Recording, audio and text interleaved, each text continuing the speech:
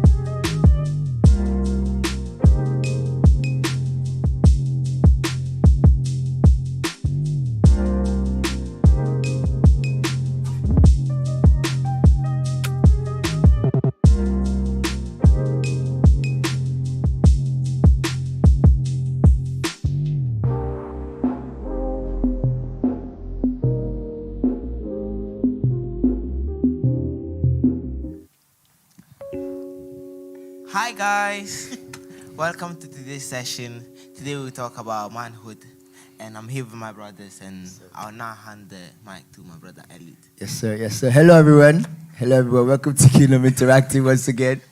Just like my brother Jeremy said, we are here today to open up the show, to give some updates, to get you into the atmosphere of what we're doing. So we are going to introduce ourselves first and foremost.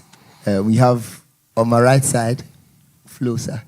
Yeah, guys. Hi, everyone. I'm Andy. I'm Andy. That's it. Andy, what do you do? What is your... Come on, speak, bro. Yeah, Bro, I mean... Yeah, cool.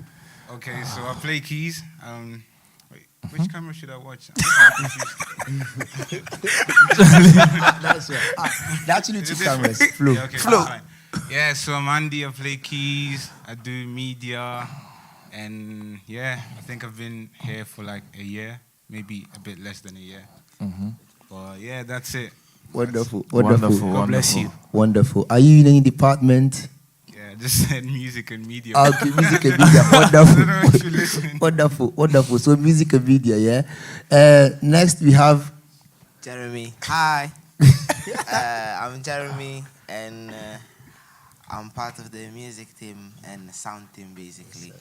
And I don't really know how long I've been here, to be honest. Yes, I think. Speak on the mic, bro. Sorry, bro. Since I think April. Yeah. Since April. Yeah. Okay, wonderful. Since April, so a year. Mine is online, so I don't. Online, yeah. Online members, shout out to all our online members. Online, God bless you. online family. For being so faithful. Online family, you there? Yeah. Now, Jeremy has been here since April. What about you, my guy? You don't want to present yourself? Nah. Okay. What is your name? My name is Elijah Mensa. Mm-hmm. I'm part of the music team. I play drums, and I've been here since October, I think. October. Yeah. October. Yeah. Right? October. Yeah. October, November. Wonderful. Then we have my guy over here. What's your name, my brother? Hi, I'm Richie, and I play a little bit of the piano, and I'm here since July. Nice one. July. Wonderful. So 1 year, April, October, July. July. I'm Eliud.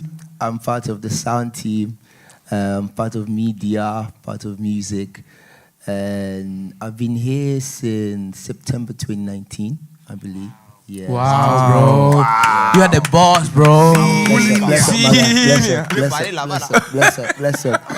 Bless up. Yeah. So, literally, since we got this, the first time since we got this building, I was here to serve. So that's what we have been up to. So yeah, we are KAC. We believe that you have been following what we have been doing by the grace of God. God has been so faithful in dealing with us. I mean, we have been seeing many people coming in, being transformed, lives being changed, and everything. And it's such an honor to be part of this great body, this great team. Yes, sir. So, guys, what has been going on in KC? What have you been studying? Wow, go on. Let's talk. Elijah. Prophet. Oh, why me? Yeah, you start. You're the prophet. Please start. Open us up, please. Recently we are talking about prayer. Mm-hmm. Oh, what's wrong, bro? Prayer. Okay. Oh, take this one. Take the other mic. Yeah. The Reformers mandate. So we are learning a lot through our father, and it's funny because there's a lot of things that we think that we know, but we actually get to know things each and every day. So even for me as well, talking about personal experience, being a musician, they always tag you as the one ignorant. Yes. So it's good to learn. It's good to acquire knowledge. So yes, it's been awesome since I've been here. So wonderful. musicians that study the word, musicians that read the word, that preach the word. They preach the word, sing the word. So this is what we are looking for. Play the word. Exactly. So this is a house where, through our leader, many musicians and creatives are being groomed, not only in their skill, not only in their area or field, but they're also being groomed to become, effective leaders, people that know the word, you know what I'm saying? Yes, people sir. that can, take the sword of the spirit, My God, and smite demons with it. This is what we are talking about. So, Richie, yeah. What have we been studying? Tell us a bit about what's it's not only keyboard. It's not only about the keyboard. We know that you are loaded. You are loaded. You are loaded with the word flow, sir. Flow, sir. If you like, you can sing it. Yeah, you can flow with us. Sing the word. Sing the word. Do you want me to sing the word? Sing it, bro. Sing it, brother. Sing it, brother. Sing it.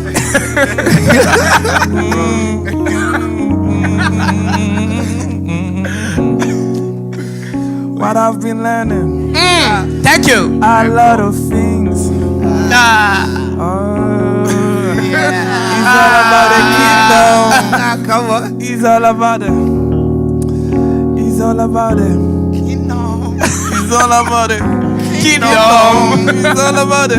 Kingdom. Come on. We Yeah, need flow. to plow. Yeah. We need to pray.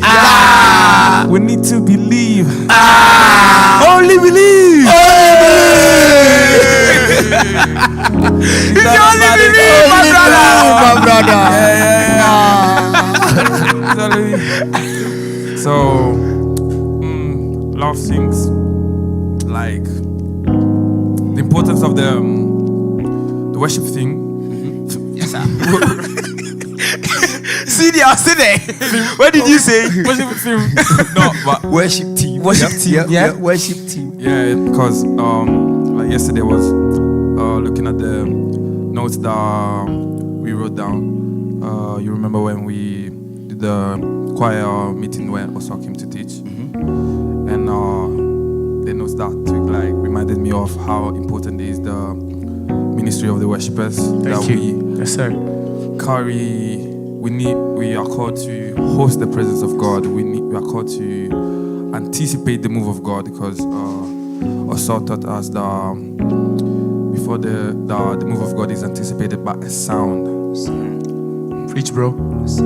And sound ain't only music. Come on. Yeah. Hey, you have a new worshiper. You have a new worshiper. Richie the psalmist. Richie the psalmist. Shout out to Psalmist. Richie the pianist. No. But yeah, I believe that here, I think all of us learn how to trust God, but in a deep way. I mean, just not say oh, I trust God, I have faith, but to believe God for the incredible things. Yes, sir. Yes, sir. Come on. Right now. Nah. Because guys, if you deep it, where we started from back in Italy, bro, coming here, Yes, sir. the prayer life. Yes, sir. Yes, sir. Bro, we Go changed a lot, Go there. bro, from girls to prayer. Prayer. Hallelujah. Maybe I don't get it. Y'all don't get it, but Hallelujah. Come on. nah, it's wonderful, bro. Hallelujah. Give glory to. We give glory to Jesus. Oh my God. Come on.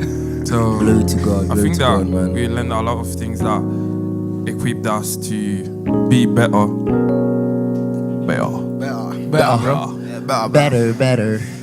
Yeah. It's about being better. Yeah, like my man said a lot. He said a lot. The growth has been massive. The importance of worship as well. We have been in this ministry, for time. Even though we didn't realize it was a ministry, we are all musicians. You play keys, you play drums. I used to play bass. I play bass. You play the piano. You play drums. He plays piano. We have been in this ministry for time. How long have you been playing drums for? Hey, it's a serious question. Yeah. All of your life. I think when I was 4. I started when I was 4, so you can imagine. I'm not, the age. Is 4. 19 years, Yeah. approximately. Hey, How about boys. you? Roughly 18. 18 years. 18, yeah. You? Since I was 3. Since you were 3. Piccolo. Piccolo. How about you? Jesus Christ. See? I think about since I was 8. Yeah. 8. Yeah. Since you were 8. That's good. Yeah. So we have been in this ministry for such a long time. And never had we realized the importance of this ministry until we came here, until we actually got to this ground. Absolutely. Where we understood how important this ministry is in anticipating the move of God.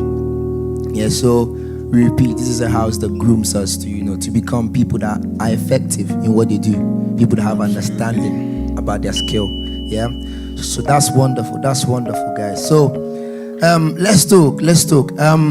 Before, Yes, sir. please, if the guys online can share the link. Fire. Yeah, exactly. Share the link. Yeah, we forgot. Share the link. Online family, Share the share the link to Share your the brothers link. and sisters. Put the fire. Put the fire emojis. Share the link. Let them. Jeremy, what is it? Let them flood. Put the chat. fire. Put the fire. Put the fire. Put the fire. Wonderful. But yeah, just flood the chat with the fire emoji. Share the link. That's a fire, no. It's not Yeah, coming. the fire is less. I don't know why today. Or is it because you started earlier? Fire, no longer shit. Yeah, it's not heavy. More fire, more fire. I'm More fire. I'm more fire. fire. Walk wine for More the fire. Walk wine for the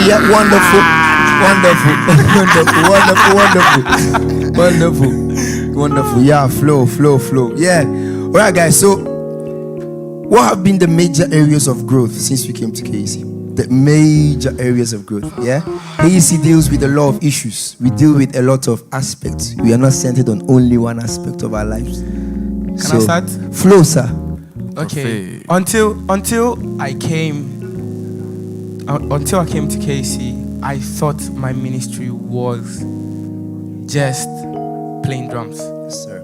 I mean, I knew I had some gift, but the understanding of, what you carry actually got applied when I came here. So through, that's why it's very important to have a spiritual father that understand your giftings, that, whenever he's speaking to the Lord will always appear to him and, show him what the people that he's teaching, they carry. So for me, my one also was really good at, take out every rubbish that was inside me and then bring out, the prophetic, the prayer, the healing, and and this for me is fulfilling, because now I understand that, bro, it's just even the drums that you're playing, there's so much prophetic, so much healing over it. So it's very important when you actually understand what you carry.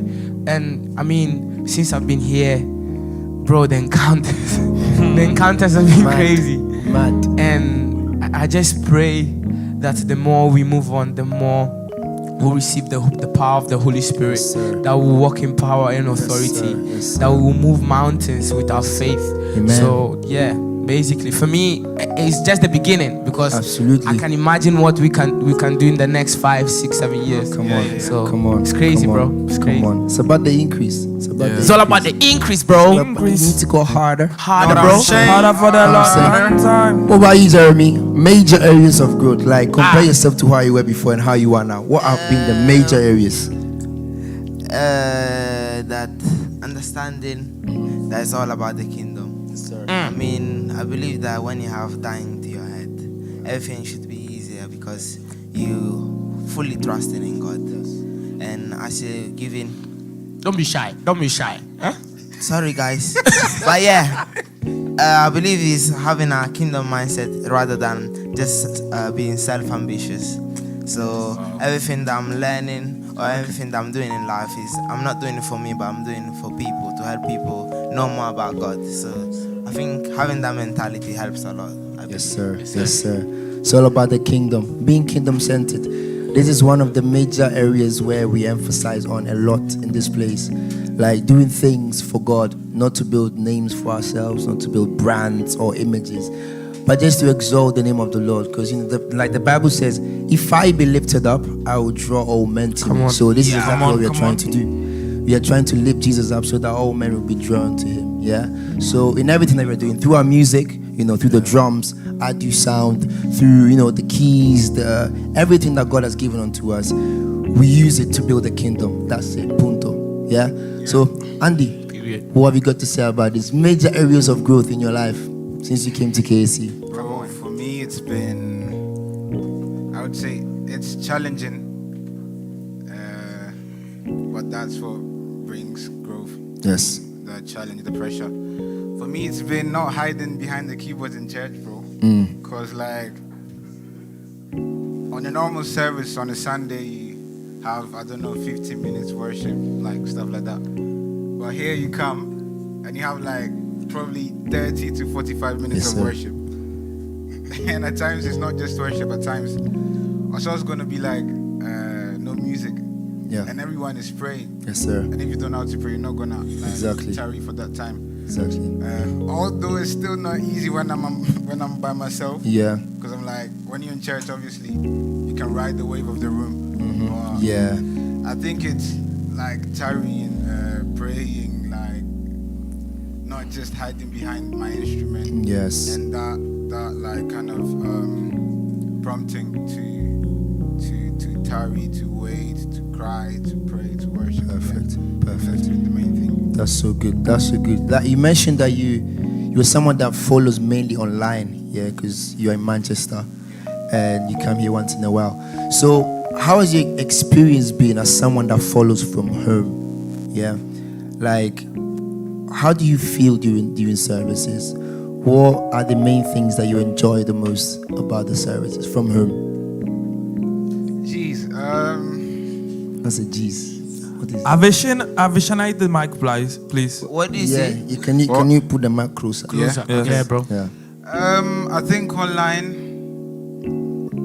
the main thing is, okay, so like the parts of the service that normally touches me the most is when the message is about to end, and then like you get convicted a lot. Yes. Almost every Sunday. Yes. I mean, even if at times I'm following and I'm also doing other stuff. Yeah. But it's always convicting. Yes, sir. Like there's always, okay, I've done the worship, I've done everything, but then it's like, okay, so now what are you gonna do about this? Yes.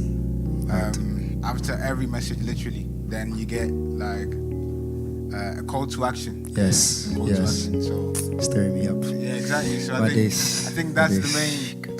That's why we come to church. It's not just to feel good. It's for us to change, to do something, To be transformed. So yeah, I think that's the main section I normally enjoy. Amen. And that's so powerful. That's so powerful.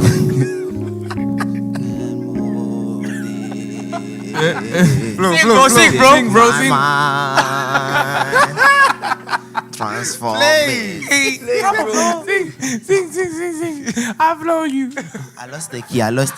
Keep it on. Jeremy was singing, Oh man, bro. I love my brothers, man. Charlie. Nah, honestly, the transformation, like you always live here with a call to be transformed. You can't live here and expect to be the same, if I'm making sense. Because everything that is spoken here, whether it's the preaching, the prayer, anything that comes before that, like right from the start of the service, even the prayer leaders, they can just come up with some prayer points that will just stir you up, that will just convict you instantly for you to to get hold of your life. Like they'll be like, yo, what am I actually doing? Most of the times it starts from the opening prayer. Yes. Well, I've noticed it normally starts from the opening prayer and then it carries on. Yes, sir. Yeah. Yes, sir. That's it. Like the conviction that is carried out throughout the whole service. It's massive. It's massive. But yeah, guys, we are about to jump into the next section. Yeah? So manhood. Highlights from last week. What did you enjoy about Holy Kaba. So what did you enjoy the most about last week's? For me, it's the transparency. These guys are crazy, bro. Telling you. Telling you. Nah. I'm telling you. Bro, these guys are crazy, challenge. I'm telling you. Like man like EK, he was talking about all his experiences with the money and that. It got me. Charlie, I'm telling you, it takes a lot of courage. And the PK son. And the PK son over there. The one that's studying the whole Quran. The whole Quran. You know what I'm saying? Like, it's serious, guys. The transparency, yeah? Like, it's so real. It's so real. It was so good. It was so good. I think it was inspiring for me because then see my brothers, sharing their experiences and not be ashamed. It gives the understanding that no, there's a transformation. Tells you they're free, bro. Yeah, bro. Exactly. So exactly. give it that. Free your mind. Free your mind. Senior man. Free your mind to the world. Come on. Trae la tua mente. Free your mind. Yeah, guys. So what are you expecting today? What are your expectations, Jeremy? What are you expecting today? To find out more, to be honest. You. Simple. No, because it's helping other people. So Okay. I want everyone to receive the help they need. Okay. All right. Amen. Amen. Andy, what are you expecting today? What's the expectation? Bro, I really liked the conversation last week. My biggest takeaway was when Mr. Free Your Mind was like, there's no age to start talking about sexuality and stuff to your sons. That was like a main thing that kind of blew me away. So I think just carrying on with that conversation and obviously going a bit more into detail about that. Yeah. Wow. That's so good. The sexuality issue is one. Sexuality, Sexuality, no, it's a very sticky hard point. It's a very hard one for the boys, especially. For the boys. Like right from a young age, we are introduced to certain things that we should not be doing. Obviously, you know what I'm saying. Like, we should not be doing. We should not be watching certain things.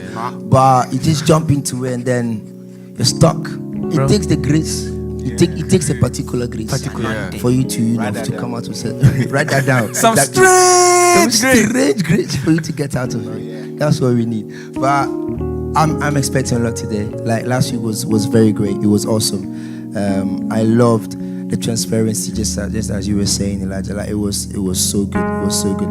And listening to Pastor as well, that he was talking about upon his point of view, exactly what he went through, and based on that, he said, "I'm not going to allow my son to go through this." That's what really touched me, because we have many parents that struggle to get to where they get, but when they get there, they expect their children to struggle the same struggle. Ego, no. Exactly, it's the ego. Like they have not healed from their past, just as Free Your Mind was saying. They want to share it. Exactly. They just want to share the burden with their children. Only burden that you need to take is the burden of the kingdom. The burden of the cross.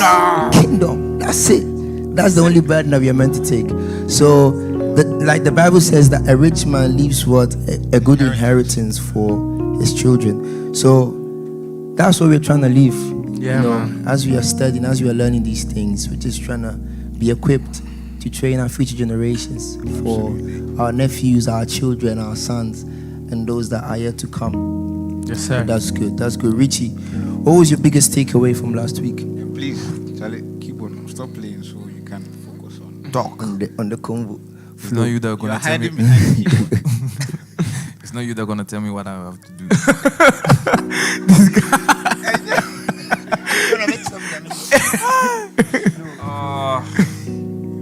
I think the highlight was when each and every one of them shared what they did and how they kind of overcame.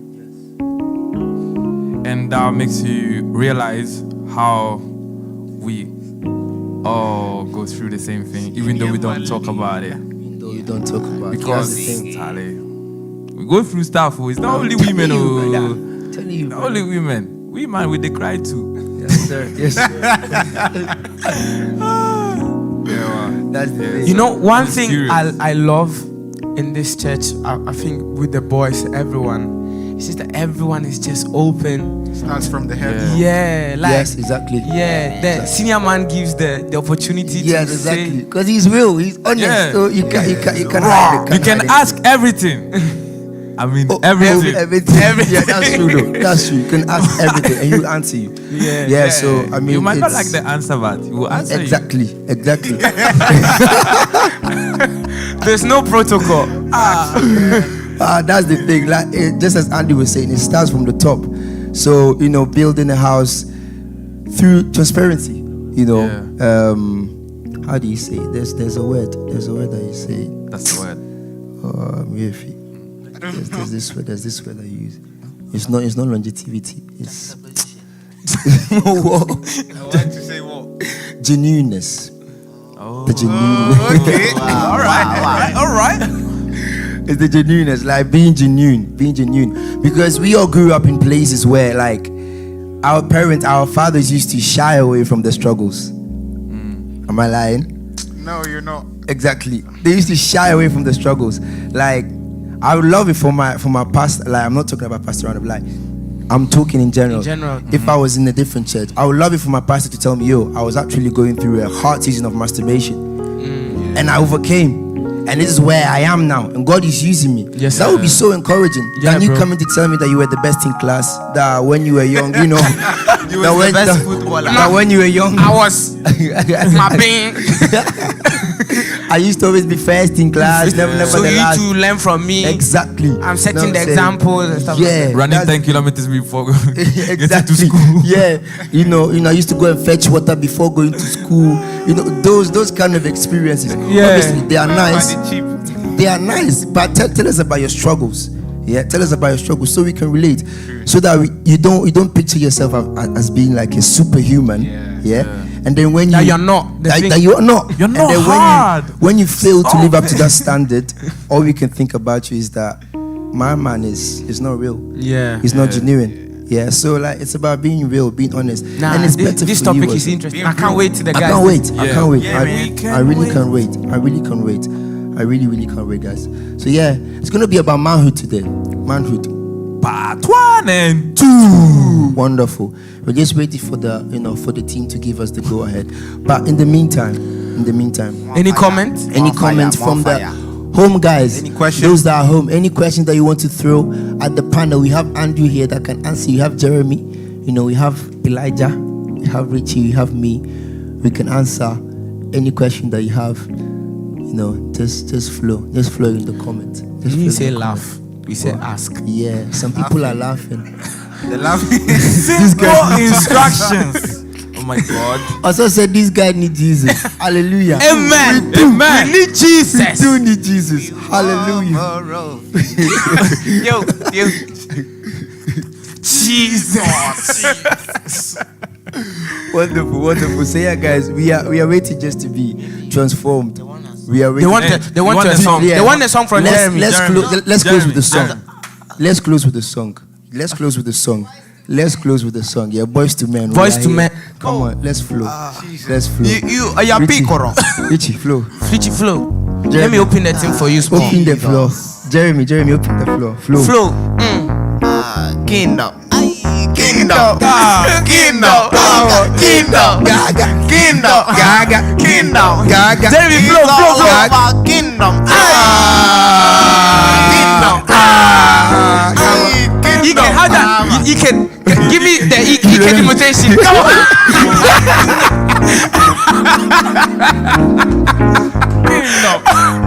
But yeah, guys, God bless love you so you guys. much. We love you all so much, guys. Bye-bye. God bless you. Bye-bye.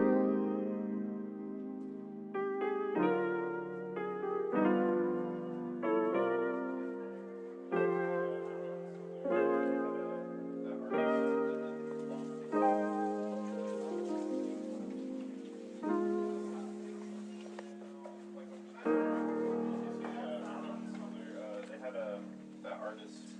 Obama.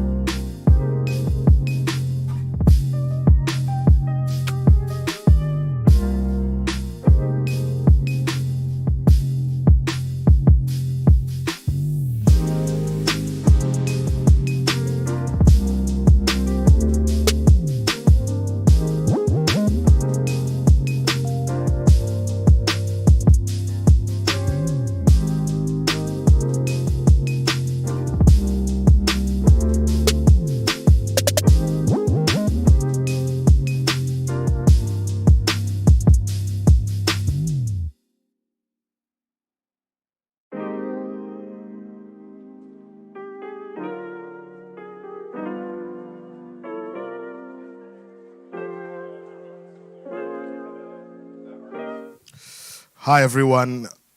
I hope you're enjoying the time with these guys. Let me be real. They are just jokers. They're just jokers.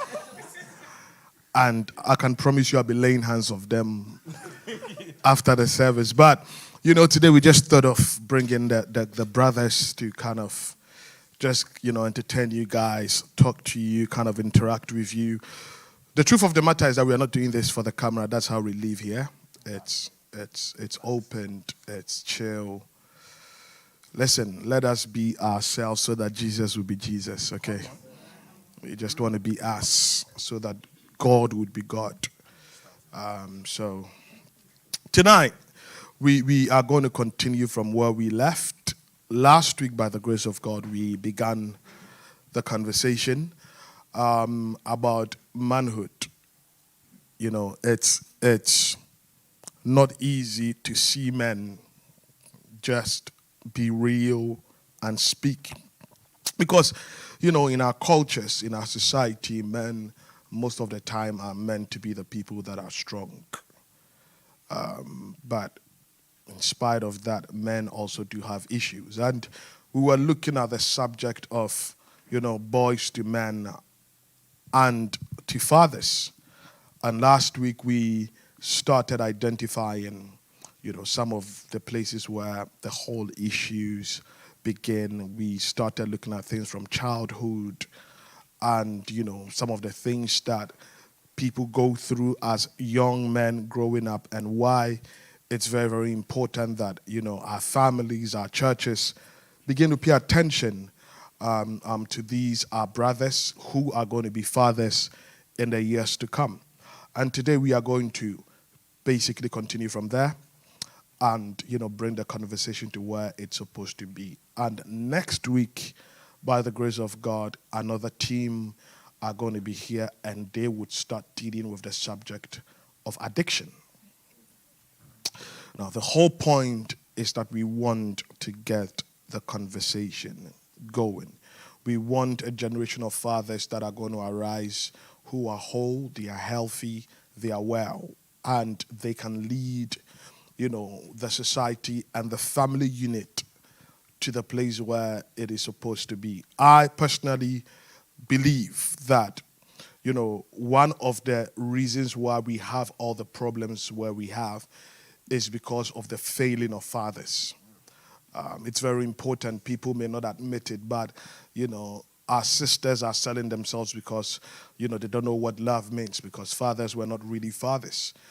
Our brothers don't know how to be a man because their fathers were not there. They don't know how to be fathers.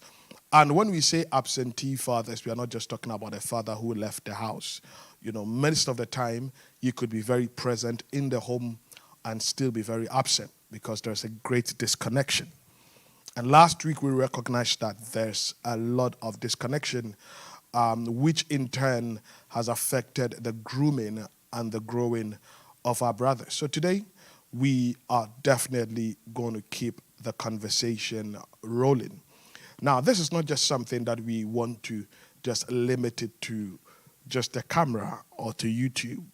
With us here in KAC, what we intend to do is that after this, if it's once a month, we are going to have monthly session where just brothers just meet, they worship, they pray for each other, they stand and intercede for each other, and we share our struggles together. Because we strongly believe that in order for the kingdom of God to, progress and advance as God intends it to be, the role of the men is very, very, very crucial. So tonight or this evening, depending on wherever you are watching, if you happen not to be in this church, I definitely encourage that in your various churches you also get the conversation going. You don't need to do it on a YouTube. You can just gather as 3 men, as 4 men, even women, because the sisters will also come and speak about their part. But wherever you find yourself, the whole objective, we are not saying leave your church and come here, but get the conversation going as well. The Bible says that in the multitude of counselors, there is safety. And as we begin to create a safety place where people can just be people, Men can just be men, women can just be women, and the conversation can go on and be had. What would eventually happen is that the church would become a place of solutions. And our brothers and our sisters wouldn't have to turn to Google, to turn to the wrong kind of friends to figure out what to do. Let me tell you a very interesting conversation. There was a young woman I'm mentoring, and she came to me after a while, and she told me last week that she wants to give up because, her reality, where she finds herself and where she wants to get to, that's not much. Now, this is somebody that, we've been, consistently been mentoring for about 2 years now, and I recognized how much of progress she's made. So for her to come and tell me she wants to give up, I definitely knew that something possibly triggered this. So I told her, listen, I'm not allowing you to give up. I said, listen, go and write to me and tell me of the things that is making you give up. And when she wrote to me, I recognized that. She told me that, something that she's been free from, she went back to it, and this was because she went back to the place of watching pornography and masturbating again. Now, this is a woman. This is a young girl. This is not a boy. And, in speaking to her, she told me that she went, for a counseling or a session with a professional counselor or therapy because of some things at work. And this counselor told her that, masturbation is good, and it's one of the ways to cool down after having, a very bad day and things like that.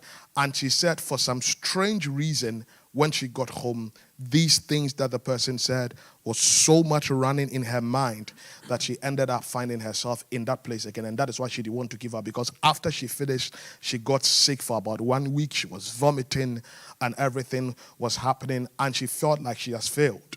And yesterday I had to, spend time with her, talk to her, encourage her, get her back on track, let her know that why she felt sick, took her to the book of, Psalm 51, where David was pleading for mercy and even told God that, listen, the bones you have crushed, heal it again.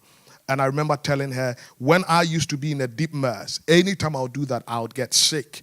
And that is one of the ways where the Holy Spirit is indicating for you to know that where you are going is not a no-go area.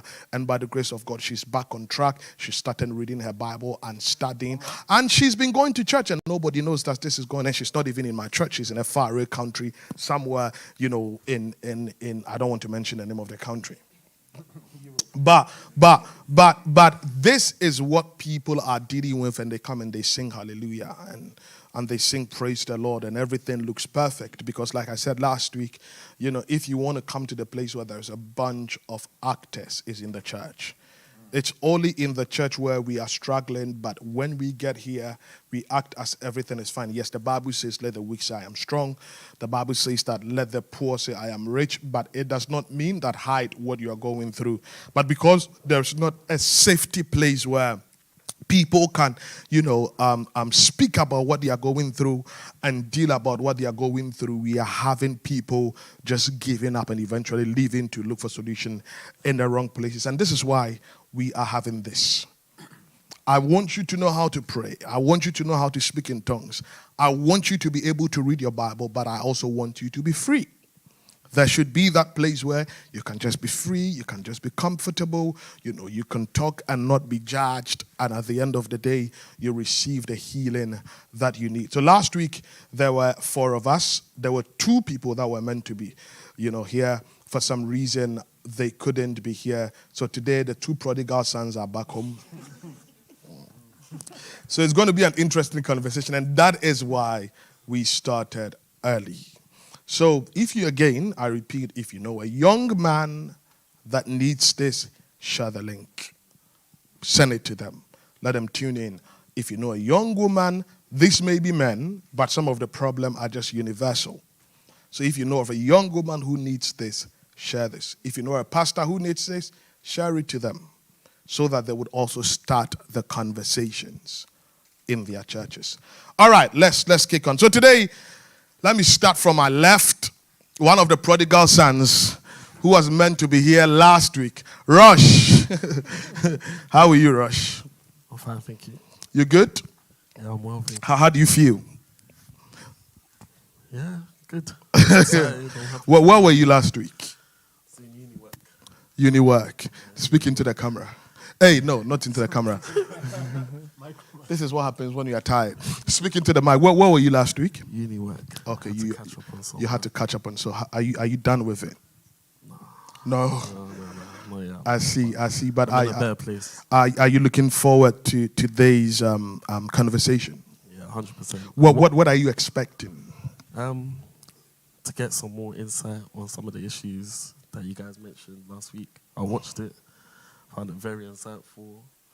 I love the transparency the guys shared.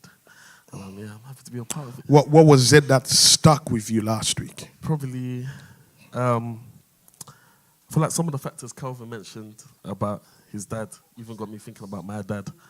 How there's some things that he's done well, 100%. He's taught me, he spoke to me, but there's still some things that we're missing. And as a man, that would have been needed. So, That's yeah. true. That's true. Wonderful. Don't be shy. Don't be shy. Feel free. Feel free. Feel free. All right. So, Kev, you were here last week. How was the feeling?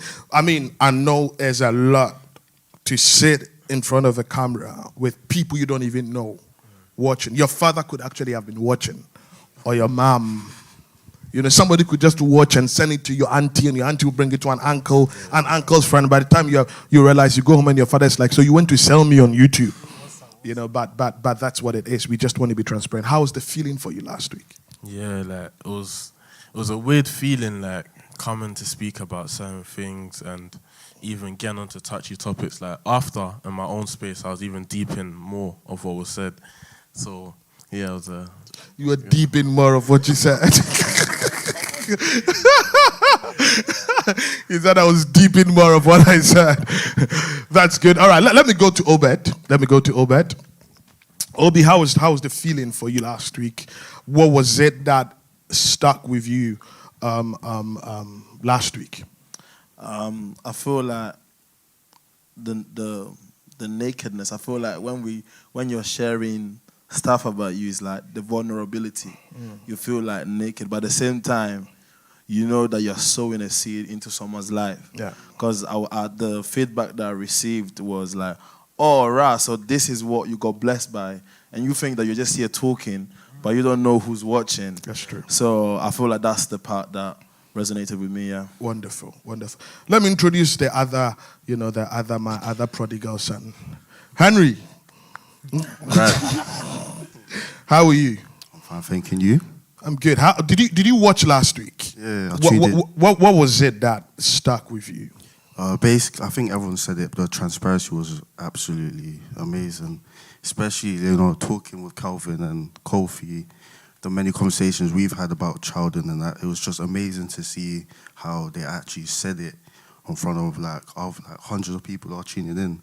So it actually also, put something in my belly as well, that when I come here this week, I'll also open up, because we have so many conversations like this, and it needs to be heard. True.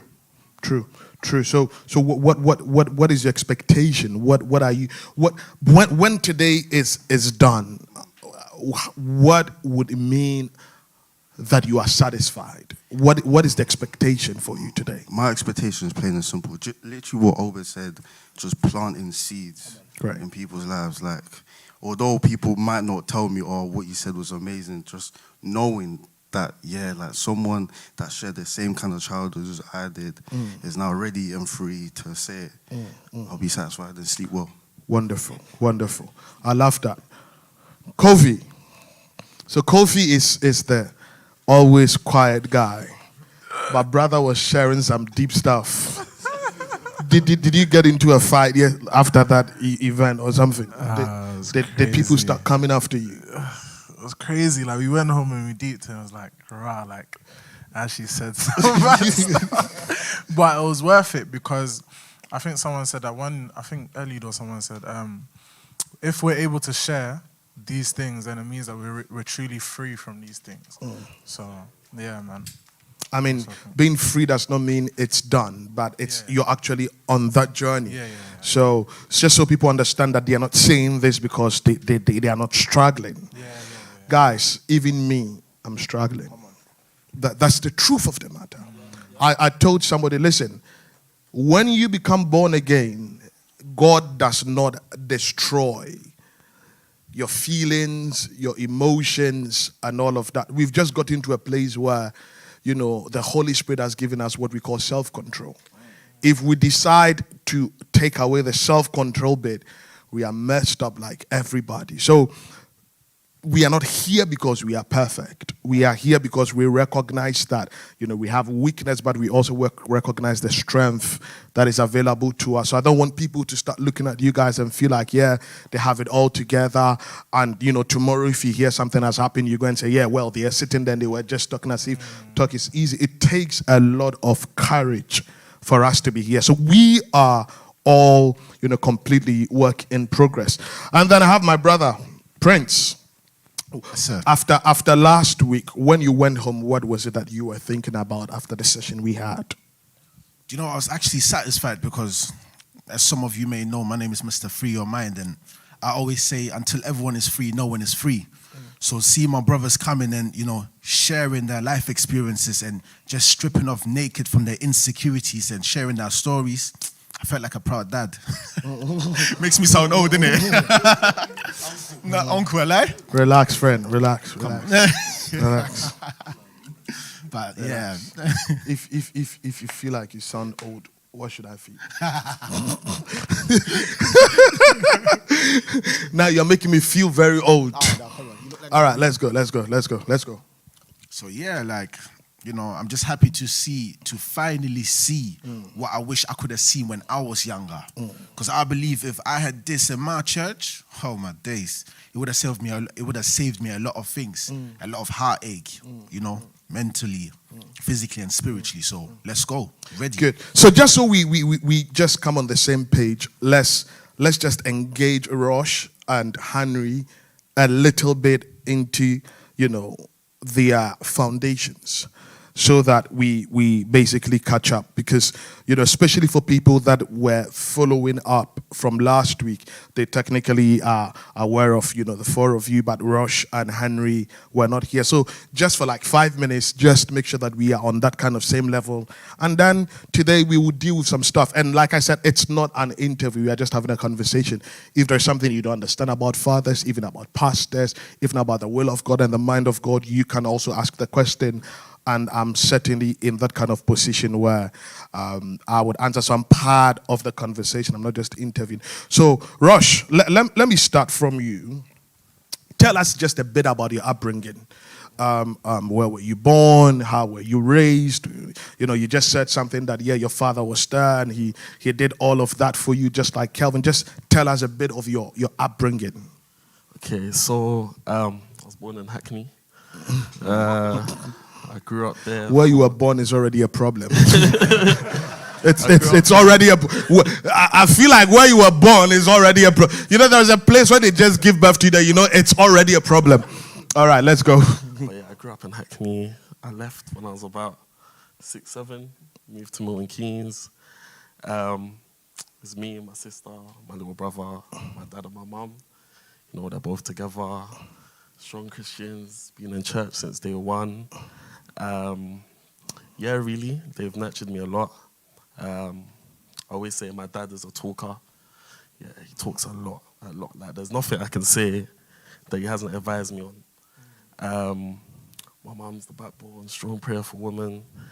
Yeah, really, but there was still some flaws in those. For example, what I'd say is, as I said, my dad talked a lot, but I feel like he forgot a conversation is two-way.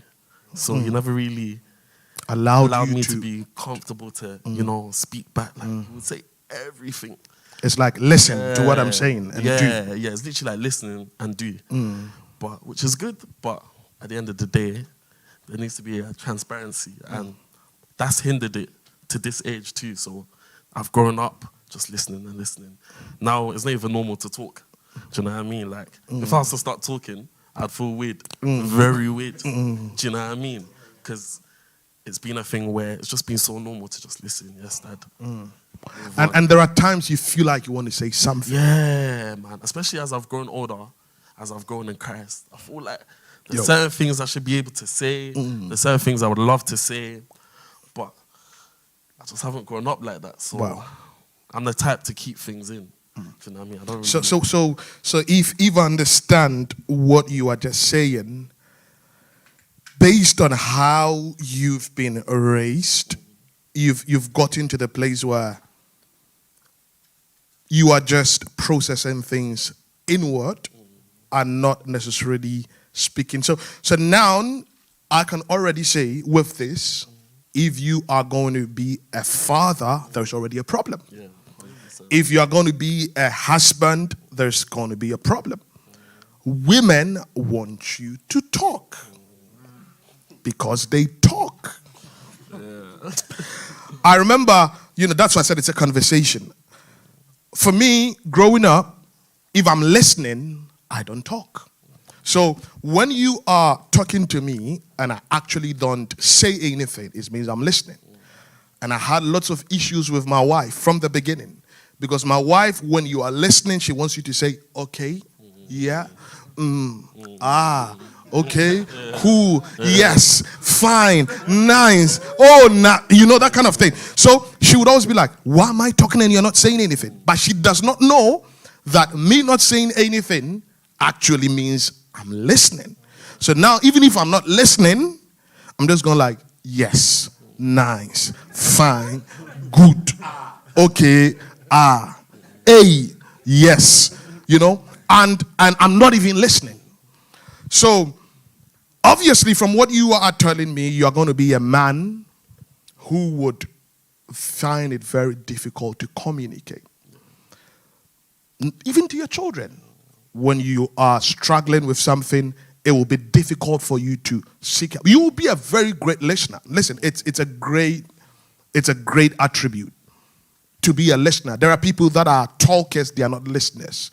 The Bible even says that, we should be quick to hear and not so swift to speak. But I guess based on how you've been raised, there are many things that you are processing inward that, technically is making it difficult for you to say what's going on in you. Is that the case? Definitely. Has this affected, I don't know, you are still a very young man, but I assume you've been in some relationships. Yeah. I assume. Has this affected these relationships? Yeah, I think this is probably my main problem. Like, if I'm thinking something, I just think it, take it, cool down, and just, do you know what I mean, like brush it. I wouldn't actually be able to communicate.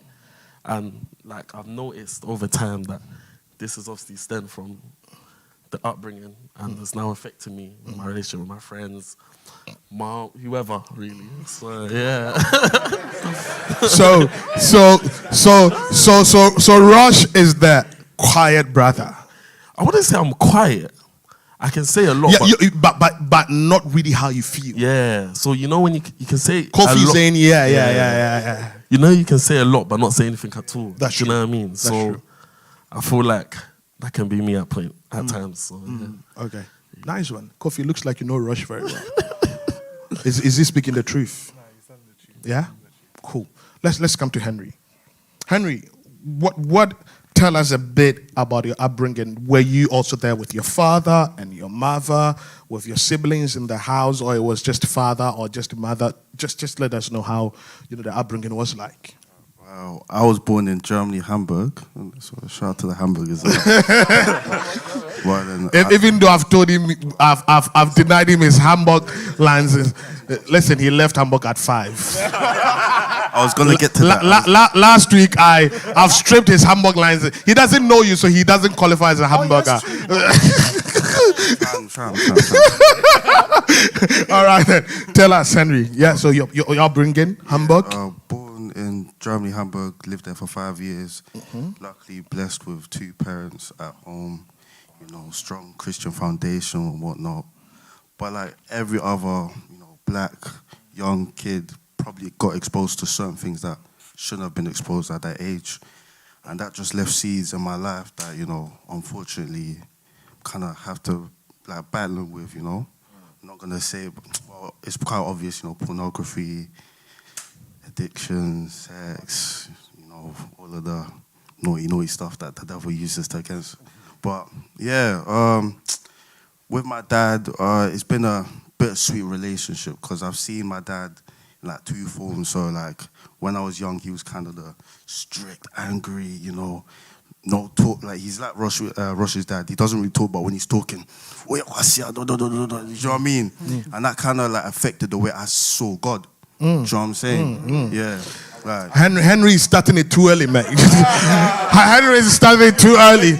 Let's go there. Let's go there. Let's go there. Yeah, that kind of affected the way I was, like, actually like saw God, because I just thought, you know, this Almighty God, he's just like, he won't say much, but when he's saying you're in trouble kind of thing. But then as we grow, he grew, like he's now trying to be the talkative, you know, speak and kind of give me all the wisdom in that. But sometimes I'm not trying to hear it because subconsciously I've just seen him as this, you know, gonna get onto me. So that's what I'm still going through with him, but it's a learning process. But yeah. So how long did you live with them? Are you still? You are still? Yes, I know you've gone to uni. You've probably left home, but from Hamburg, did you all of you moved back to the UK together? Because I know some of the family, one comes, one stays, then comes back later. Did you all move at the same time? Yeah, fortunately, we moved the same time, so like I was never really with only one parent, and the other was we moved at the same time. But you know, you can have two parents at home, but sometimes it feels like one. Do you know what I mean? So yeah. Literally my childhood. Good, great. So again, it looks as if in some way, shape or form, we all have a very similar upbringing. I don't know how. Again, I say this, but one of the things I find very wonderful about the Italian culture, not the white Italian, but even the blacks that are from Italy, by going there, I recognize that the family units are very strong, like mother, father, children, you know, this family and that family. But when you come to a place like the UK, it's completely different. I feel like over here, families are chasing the money. They're chasing after the bag, after the papers. Daddy's doing 2 jobs. He's hardly at home. You know, your father comes and then takes care of the kids, and your mom goes in the night and go and do the cleaning, and she's back. So it's here in the UK. Listen, I have a lot of godchildren. 2 of my godsons from different families. One literally lives just 1 minute walk from my house. The other lives probably 10 minutes walk from my house. I've probably not seen them in the last 6 months. That's how busy this UK life could be, because I'm gone in the morning, I come night. Today, I saw my son in the morning when he was leaving for school. I'll see him probably Thursday around 2 o'clock in the afternoon, because by the time I'm gone, he'll be sleeping. By the time he's gone to school, I'll be sleeping. By the time he comes back, I'm at church. I go, he's going to be sleeping. The next time, so I'll probably see him Thursday, around 2 o'clock in the afternoon or something. So I know that the UK life is very easy. Today, I want us to go straight on the subject and talk about absentee fathers.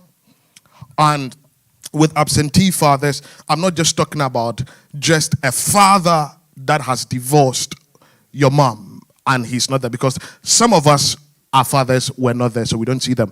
But also even the people that are in the house, but we hardly see them. Obed, let's start with you. How was the relationship with your dad growing up? Again, I know your father is a pastor. I know he's a busy man and all of these kind of things. Did you feel like he was present? Did you have the opportunity growing up, to build that kind of relationship? I know you are more of your mother's boy. 100%. But, let's just deal with this subject of absentee fathers. I don't know, maybe it looks like Kelvin probably has a great relationship with the dad or something. But let's just talk about that, because it looks as if it's very similar. Growing up, was your father there? And at what point, if he wasn't, around what age did you start recognizing? The reason why I'm asking, my son Joel asks me all the time, why are you going to church? Why, Daddy, why are you going for a meeting? Right. Daddy, why? I mean, why are you always? And what breaks my heart is when he comes to me and say, can you play with me? And for me, when I hear, he comes all the time, Daddy, can you play with me? Because he wants us to play football and stuff, and it breaks my heart because I'm either doing mentoring somebody, I'm on Zoom, or I'm in a meeting and things like that. And I could already see that from the age of 4, he's already feeling how deep my schedule is. Yeah. As a pastor's kid growing up, at what point in time did you feel like I needed my father's attention? And was he there? Okay, so I would say very early, by the age of 3 or 4. I can relate to Joe because when I was a kid, you have to understand that when you are, at that time, my dad wasn't a pastor, but he was basically everybody's father. So, and my mom was everybody's mom. So people were coming from different cities just to see my mom. People were coming from different cities just to see my dad. And when people would travel, pastors, well-known pastors will travel, they will come to my house. So, okay, let me give you a bit of understanding to this. So, my father was like a truck driver, right?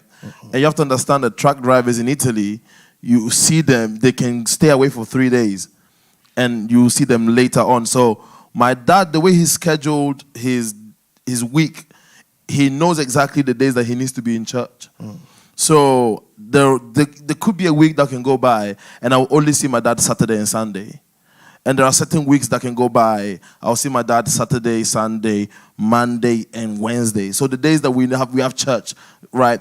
And so at home, I feel like my mom is there. But then at the same time, I don't blame him because he has to bring the bread, right? So there was no animosity inside. I didn't have anything against him. I understood, but mind you, the Italian, what you said about Italian family. I will go to school and I will be one of the last people to go home because I'm waiting for my parents to take me because my mom is working, my dad is working. I'm seeing all the parents of the children getting picked up. The father is waiting outside, hugging the son. The mother is waiting outside, hugging the son. And when your father comes, he won't even hug you. He just holds your hands. Let's go. Take your bag. Let's go. Like, grab your bag. Let's go. You have to be in church, right? So, and my dad is the one opening the church. My dad is the one closing the church. So my dad is the one with the keys of the church. You are the first to get there, I'm the first to enter, the last one to leave. And I've been like that since literally I was like a kid, like 3 years. So it's been like repetitively like that. So it got to a time where I started, doing things outside of. So I wanted to improve on my music skill. And the fact is, I could never get to certain places because my dad was never there to take me there. Right? So there was a lot of things that I couldn't do. As I said, I've never been bitter about it. But as we grew up, as we came to the UK, I felt like my dad made more of an effort to communicate more and stuff. And I'm a forgiving person. I was like, yeah, cool. So now we're good. But there was so much thing that I don't understand that children experience. Yes, I understand you're good. I'm not expecting that there should be any kind of animosity or fight. Yeah. But do you feel like it has hurt the relationship? Oh, yeah. If you have a problem, who would you talk to first? Your mom or your dad? I can't, up to now, I have to go outside of myself to have a communication. Like I can do it. Let's do this quick vote by hands. How many of you would go to your mother first? Lift your hand. That's crazy. This is serious. And I'm not joking, I would go to my mom.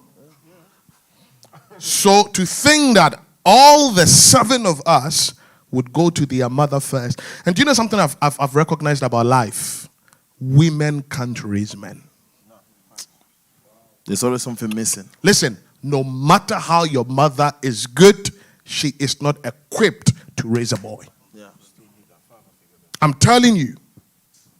Fathers may be quiet, they may be silent, but listen, and I've recognized one thing.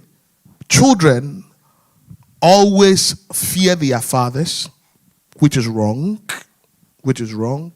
but in a large extent, until they grow to our age, they disrespect their mothers because they feel like, yeah, they are familiar, she's a woman, she's too weak, she doesn't know anything, what do you think? Especially when you get to that teenage years. It's quite crazy to think that each and every one of us. So this is where we recognize there's a problem. Because when we become fathers, when people ask our children this question, they should lift up their hands and say they would go to their dads. Yeah. This is why we are having this conversation, because this thing needs to be broken. So, Obed, back to what you were saying, if there's anything, you would go to your mom. Yeah. Why couldn't you go to your father? After all, your father was the one who held the church keys. He's the one who closed it. He's a saint. You know, opening the church key and closing means he's the one who looks more like Jesus and the one who looks more like, you know, an angel. He's the church man. Because, you know, in that sense, people actually see them like they are the best. They, you know, oh, you are Elder Ansu's child. Oh, you are Pastor Randolph's son. Oh, you don't have any problem with your father, because they are there for the church. Now, again, we are not saying this to say our fathers are bad. We just want to look at how it affected us as kids. So, why did this affect you so much that you would rather speak to your mother than your father? And when we finish, I'll come to Prince. Right. I think it's more because of the fact that my mom came to speak to me more. So if there is something wrong, my mom would tell me, like, Obi, what's going on? There is something about mothers that they can spot when there is something going on with you before you open your mouth. Because they are there. They are there. So they know that I am not reacting away. So before I even, it's not as if I'm opening up. She's coming to me. So now I know that this lady knows. Even if I lie, she knows. So it gets to the point that, man, this is what's going on. It gets to the point where she has won that trust that, okay, I can go to her. But my father is not around. If I react in a certain way, he won't know. Although fathers can be very observant, but they observe over a period of time. They see the long-term issue, but they don't see the short-term, like where you need intervention. They wait for it to things to go really down before they realize. The mothers, they see a little bit, boom, they have to intervene. So I felt like my mom was like that person, yeah. Wow. Prince, your upbringing is certainly very different from Obed. I'm sure your father wasn't holding the church keys. And I'm sure he wasn't the one who was closing the church keys. I guess he was a gangster, man. I don't know your father, but I can just envisage him as a gangster, man. Now, again, let's go back to your upbringing. What brought about that disconnect between you and your father? And why would you speak to your mom about certain things and not your father? Was it that your mother, you know, was closer to you or knew things, or was it that you were afraid of your father? What was the reason? Was it because you were afraid, or because you felt he was not there, so there's no need for him to know? Yeah, so with that one, it was simply emotional connection. Emotional connection with my mom. As Obed just said, I didn't have to tell my mother what's going on, but she would just know by looking at me. She always comes and says, I can feel that you're not right. With my dad, he was present, but he was invisible to me. That's the difference. So if you lot see a picture, you'd be like, oh, Prince, but this family picture is nice. But me in the picture, I could only see my mom. Wow. But you lot could see my mom and my dad and me in the middle holding his hands. So that's the difference. So it even got to a stage where I wanted to hurt myself for him to even look at me. You see it? And this is where this whole gang, doing things that I don't want to do, drinking so that I can just lose it and start fighting. I just wanted the attention. Wow. But I didn't get that attention, so I thought to myself, okay, if you don't care about me, then I might as well do something to hurt myself in order for you to come. So that's why to me it was always a thing where my mother would just constantly come, are you okay? Are you all right? That was really good, that was really nice, but I wanted my father's attention. I wanted my father to say, are you all right? I love you. I never heard those words, I love you. That's why when I see my son, every day I tell him I love him straight. You see what I'm saying? So I feel like that emotional connection is important, because I remember, I think it was Kofi that said something like, my dad gave me everything, but emotionally, he wasn't present. And us guys, we need that emotional presence. People actually feel we don't need it. And this is where it is, because we have a persona now, because most of our fathers are not present. They might live with us, and they might be present, but they're invisible. So a lot of people be like, oh, but Henry, man, your dad and your mom are there. Like, what's wrong with you? You don't know about me. I got a single mom. Listen, just because my mom and dad are there doesn't mean that I haven't got a single mom. Yeah. You understand? And that was the thing with me. People just look and see, but they're not looking and feeling. So that's why with me, it was very important for me, or very easy for me to go to my mom, but it was not enough because I wanted it from a man. And that's why when I got introduced to the streets and to the man them, and I saw the father figure, and they said, yo, bro, I like you, you know. Your energy is lit, you know. But if you're that guy, these are the things I wanted to hear from my dad, because I wouldn't get gassed over man them telling me that. You understand? So this is what I'm saying. That's why I was so in love with the streets and with the man them, because they made me feel that they love me. But they only loved me for what they wanted, but we will get there. Let's talk about emotional connection. Since we are getting the coffee, you opened that up last week. What does a young man want? Now, before this, I have been taught to be hard from day one. So I've been hard from day one. I'm saved now, so I would have used a certain word. I'm saved now, so I would have used a certain word. I hope you know the word I would have used. So we were taught to be hard. I mean, I've probably just cried twice in my life when I saw my father lie down in the mortuary. And that is where, for the first time in my life, I broke out so bad.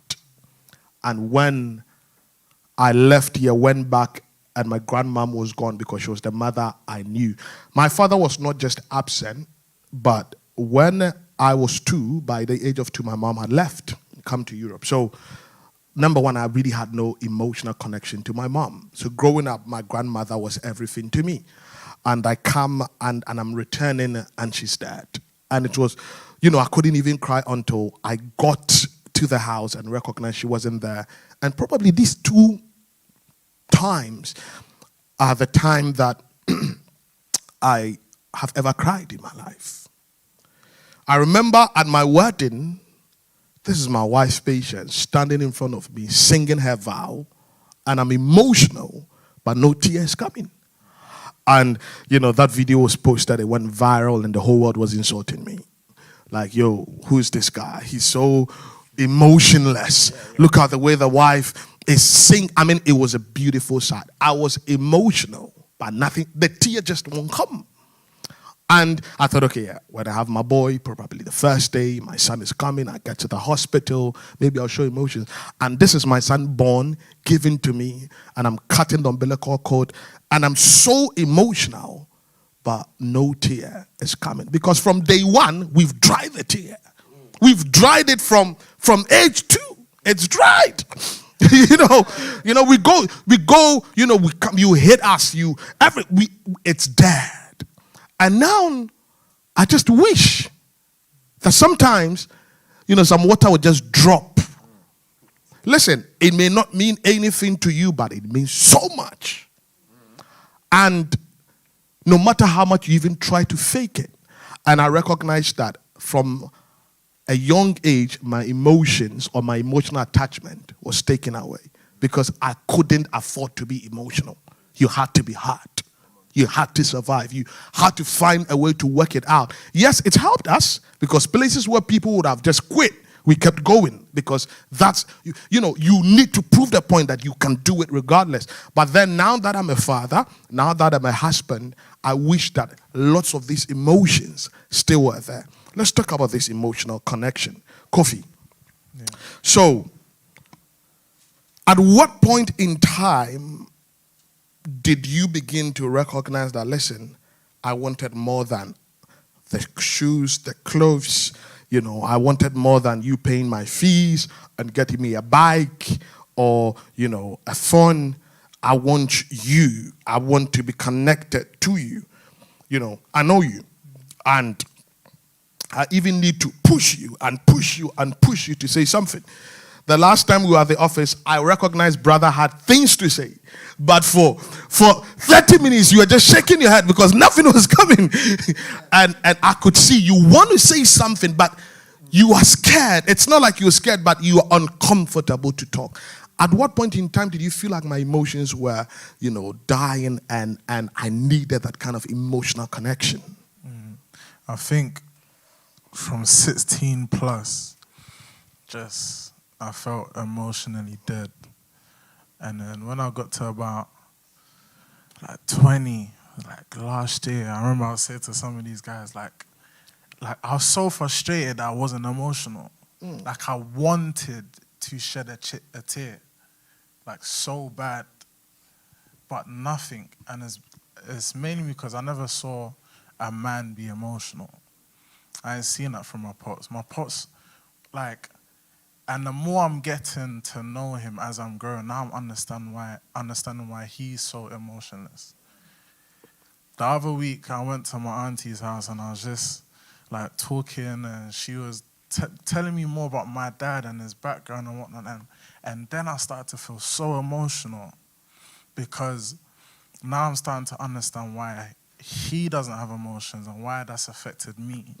But getting to know those things about him is helping me regain emotion again. Wow. Do you know what I'm saying? So I feel and you would rather wish that he'd tell you these things. So then I spoke to my friend about it, and they were like, why don't you go to your pops and speak to him about it? I was like, fam, I don't know. I want to go and speak to him about it, but will this guy even respond with his emotions?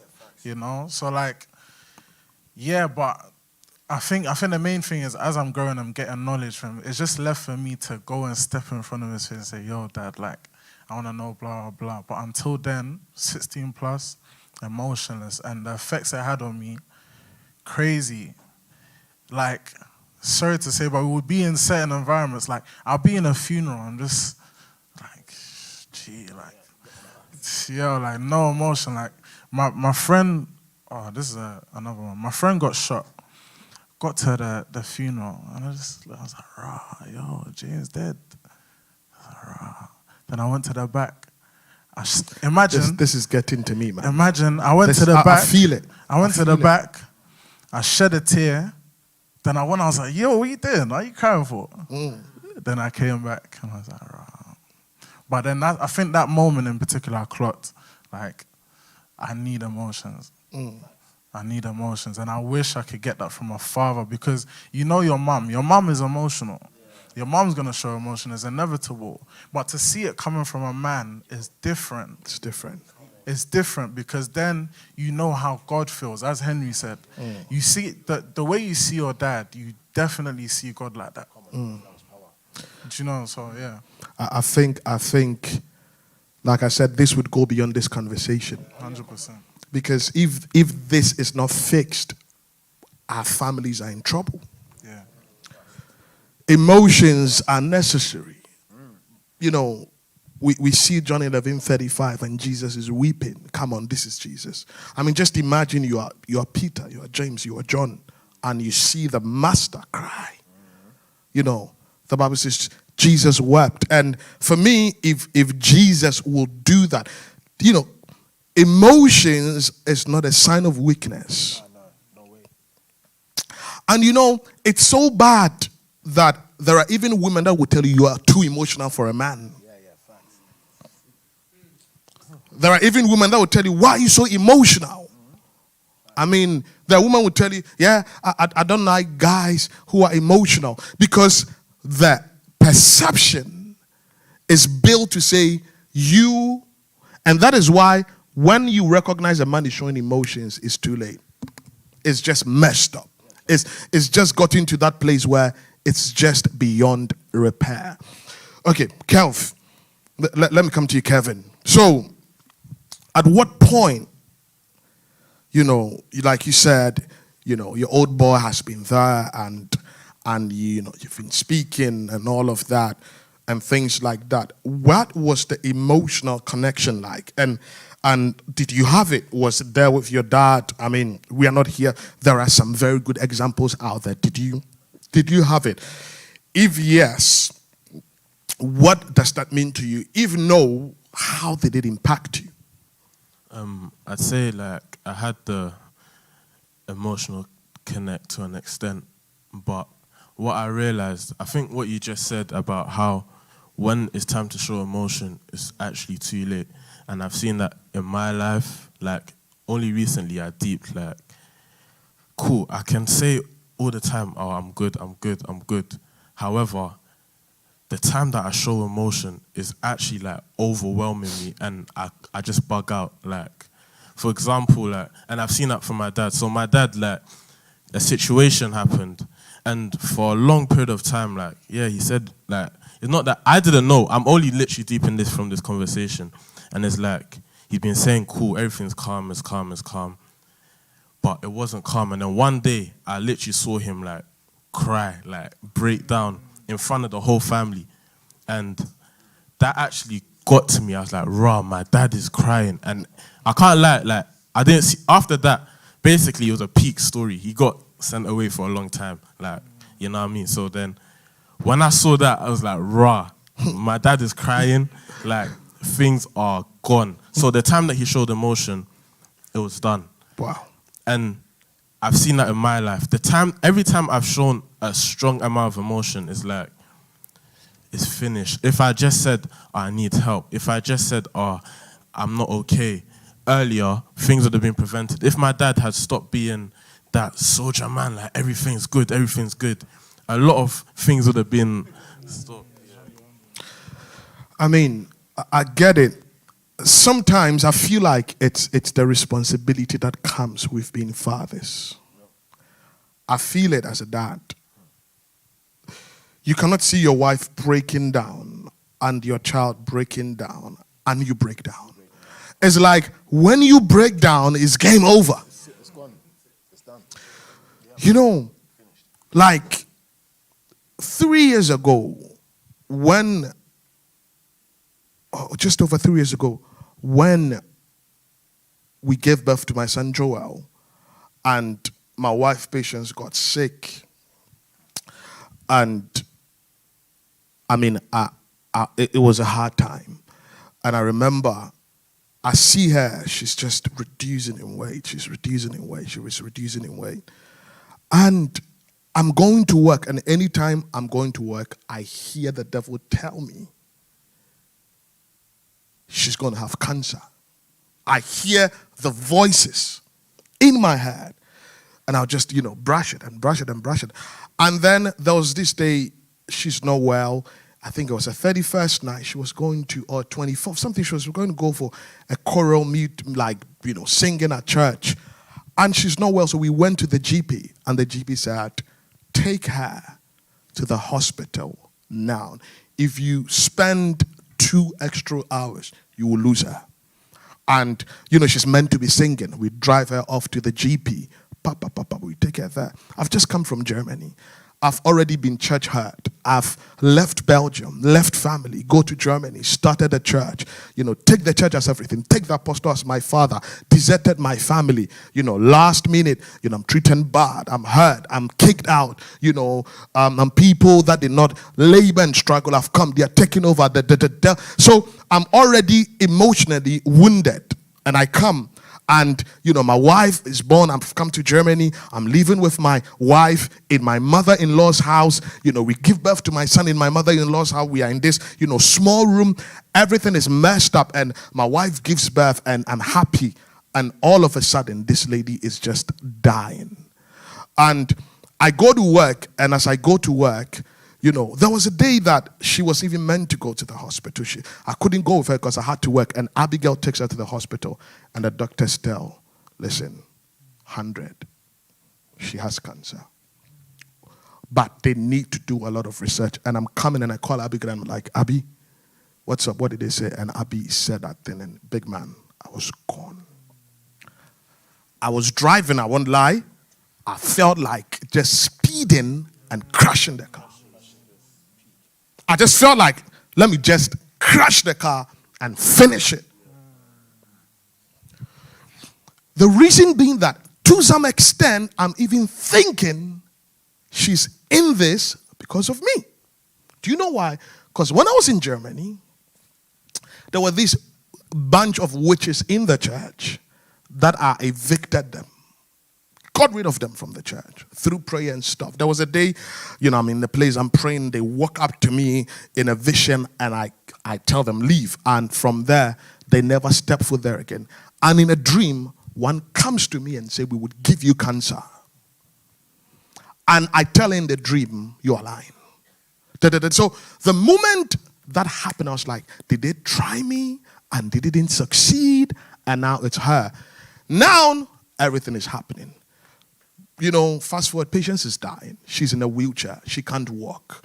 We spend every night at the emergency. I see her, dying and stuff.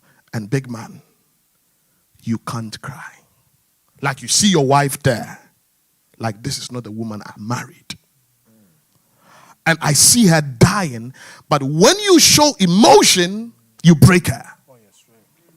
So it's like at that point in time, the only strength she have is how you. And there are days I have to pick her and take her to the bathtub, and I need to bath her because she can't even hold a towel and stuff. And I just feel like breaking down. But when you break down, it's game over. So you always have to be in such position that you prove like, listen, I've got it together. I'm strong. I've got it together. I'm strong. And at times I'll leave, go and be at the back of my car, and I'm just screaming. And there are seasons where I just don't even want to see anybody.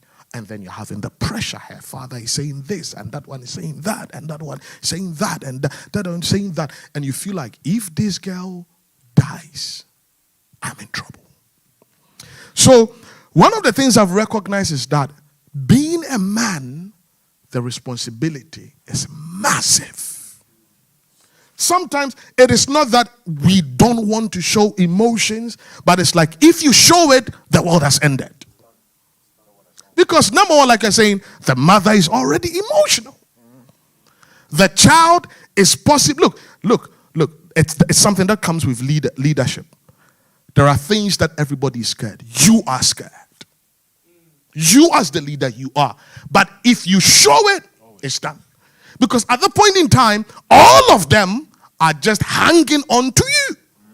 So whether it's fire, you just embrace it like, a man and stuff. So I think to some extent, maybe God has just given us just this urge that when everybody is breaking down, you just need to hang on. But I feel like after we've gone through that phase, we need to have conversations with our trainer like, listen, I was strong, but I was scared. I didn't show emotions because I didn't want you to get hurt. So that when your child finds themselves in that place, even though they are being strong, they know that dad had emotions, but he was just holding on for us. But then we create this kind of impression where it's like, listen, we are scared of nothing. Nothing is happening, but you were scared. All these guys who are doing gangster stuff, and it's like, you were scared. But it's just a case whereby you need to, just prove strong regardless. Now, so let me speak to Henry. At what point did you feel like, listen, I've got to be a man, I've got to be tough, I need to be strong, I can't show emotions and stuff like that. At what point in time of you recognizing yourself did you feel like, listen, I need to put on this attitude? This is me, I'm strong, I'm not weak, and I can't just show emotions and things like that. I believe it was the first time I cried to my dad, actually. Because, I hear you guys speaking, can't let emotions be so. I'm the complete opposite. My guys know I'm emotional. I'll cry for losing my keys. Being dead serious. That's been something that's just been adopted to me from day one.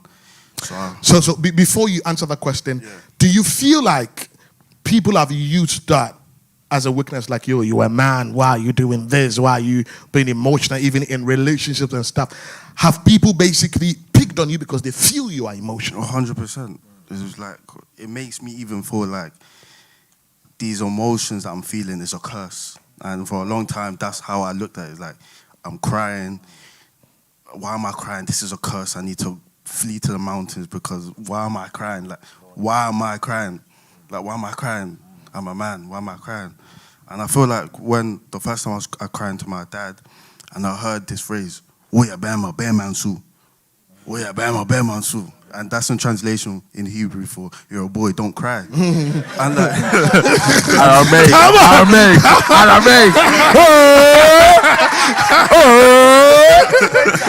Aramaic. But yeah, like from then, like every time I cry, and instead of like me crying to like someone that's accountable, like I think my cousins, older brothers, or even my pastor, I can't do that. But I cry in my four corners where there's no one there, and where I'm more vulnerable to the devil, even saying, "Why are you crying? This." So that's what I've looked at. Let's talk about emotions, Rush. Is emotions limited to just crying? What are the different ways men express their emotions? You as Rush, how do you express your emotions? Maybe you are the inward processor and stuff. And I certainly know that people show emotions differently. There are people that when they just get emotional, they leave. There are people who just leave and go and sit on the park and scream and then come back later when they've got it together. What are the different ways, as men, we show our emotions? And I'm going to go to, each and every one of us, how, what is emotions for you? I think the way I show it through me is just silence, honestly. For like something that's been there from a young age, probably when I was year 4 to year 5, like there'll be situations like the enemy was definitely attacking my parents' marriage for like 2 good years, from like year 4 to year 5. Arguments. I think my dad lost his job, he was stressed, so he'll come home angry. My mum is now angry, he's gonna pay this. Like constant like battling of arguments. And the stuff I've seen, heard, neighbors are even knocking on the door. Is everything okay? Like the stuff I had seen and heard for a young boy, like you shouldn't see that, man. And I never really cried. Imagine like a young boy coming to the stairs, seeing what's going on, never cried. And I feel like that silence was my cry. Do you know what I mean? And I didn't even realize how much this affected me till about a month ago. I think I went to sort a certain situation out with a friend, and then she was like, "Why don't you speak? Why don't you speak? Why don't you speak? Why don't you speak?" And it's funny enough because I prayed before that. I was like, as I go, like, let the Holy Spirit lead this conversation. So she was like, "Why don't you speak? Why don't you speak?" And it was only in that moment it clicked through all like what happened when I was a kid, like the way I built myself, didn't cry, would go to school, play on the playground, play football, come home, still the same issue, and act cool, was the silence. And yeah, really, that's my cry, yeah. Wow. So you process your emotions by just being quiet. Yeah. Kev, what is emotions for you? I feel like for me, I start off similar to silence, but more disregarding. Like, so I just be like, "Oh, I'm doing too much," or I don't care. Or even if I do address it in that moment, it'll be brief, like something like just, you know what I mean? And then later on, like everything will come flushing in, like flooding in at once. So if that's anger, I'm angry. If I'm sad, like it's crazy. Like I only deeped it recently, and it can lead to... I mean, one of the crazy things is that it's even recently that you people are beginning to recognize yourselves. Kofi, what is emotions for you? How do you process it? Again, I believe there are various ways of just showing emotions. What is emotions for you? For me, for example, I don't believe I've seen myself angry, because when I get angry, I laugh. I laugh very hard. So there's a lot of emotions I haven't seen myself reach, but it sounds cliche, but the only time I saw myself show emotion was in the presence of God. Wow. Like, genuinely, like you I know, just break down. You know, not to even stop you, Yeah. I actually recognized the only place I could be vulnerable and cry was in church. Literally. And there was a time, one of my sisters, you know, she's my sister in the Lord, but we are like blood sisters now, even though we are not Pastor Mami. She was like, you are so hard. The only place I see you become vulnerable is in the presence of God. So for you, the presence of God was like a haven for you. Wow. Like, literally, like, especially when I gave my life to So God. that means when I see people crying, some of them, it's not just the presence, they are bringing all the frustration from home to break down there. Genuinely. Okay. No, because really and truly, yeah, sounds cliche again, but it is the safest place as a man for me to just cry without feeling any type of weight. Because when I gave my life to God, reason why I feel like I was able to give my life to God is because I cried my eyes out.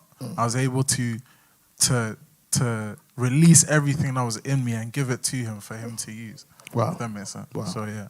Great. Prince, what is emotions for you? How do you process that? So with me, my emotions is very different to you guys. I got introduced to alcohol at a very young age when I was like 13. So that was actually one of my happiest moments because I was thinking, oh, I can leave reality for the 2 hours that I can get drunk. Wow. So when I was angry, I was drinking. So I can blame it on the drink, not knowing that I know what I'm doing. Don't listen to people that say, oh, he was drunk, he didn't know. I knew what I was doing. So with me, that was my addiction, yeah? Got introduced to the Hennessy, to Jack Daniels. It wasn't even nice. But I said to myself, it's nice, just drink it. Just drink your pain away so you don't have to feel it. So I don't know if it was me talking to myself or if it was something else telling me. So it even got to a point now, when I go clubbing or raving, I'm not going to enjoy myself. I'm going to drink and cause madness because I wanted people to feel my pain. Wow. You see? So what I was doing when I go out nights, I get drunk so I can start beefing. Someone looks at me, I'm like, what are you looking at? But how would I know they're looking at me if I'm not looking at them? So what am I doing? You see it? So I got hold of alcohol. Then when I go home and I just want to forget about what I've done in the club, I smoke weed so I can chill now. So with me, these were the things that I was just grabbing just to lose my tact in reality. So with me, it wasn't really necessarily the crying. You know, I wish I could cry. It's similar to you guys. You know, the last time that I cried was at my daughter's funeral when I was 18. In case a lot don't know, I was 18, had a daughter. She was premature. And even when she died, when we turned the life support machine off, I couldn't cry. Similar to what you said, my baby mom was next to me crying. The mom was crying. Prince, what should we do? So I had to be that guy in that moment to say, listen, I still got you. Imagine them crying, I'm crying as well. But then when it came to the funeral now, there shouldn't be any parents alive that are burying their own child. No. And I'm only 18. No. So you can imagine all the pain, all the anger, all the madness. I wanted to be a dad because I wanted to show my dad that I can be a better dad than you, but then I couldn't be it anymore. Let's deep it, guys, man. We're here to free our minds. I wanted to show my dad that, you know what? I want to show you that I can do it even though I'm 18 and I have a child. Listen, this is so deep. You see? The conversation we are having is just so deep. We're going in. And the reason why I can talk about this freely is because I have forgiven myself. Come on. I have forgiven my dad because I realized that I could only see him from his perspective. He didn't have a great relationship with his dad. So I get you, I forgive you. The only reason I can forgive is I want to forgive myself and keep it moving. So we have two types of people in this world. The ones that look at their dads and be like, he wasn't there for me, so I don't need to be there for my children. Or the ones that say, I've seen what my dad did wrong, so I'm going to do everything great for my son. And that's what I'm doing. Come on. Facts. Come on. See ya. Come on. Wow.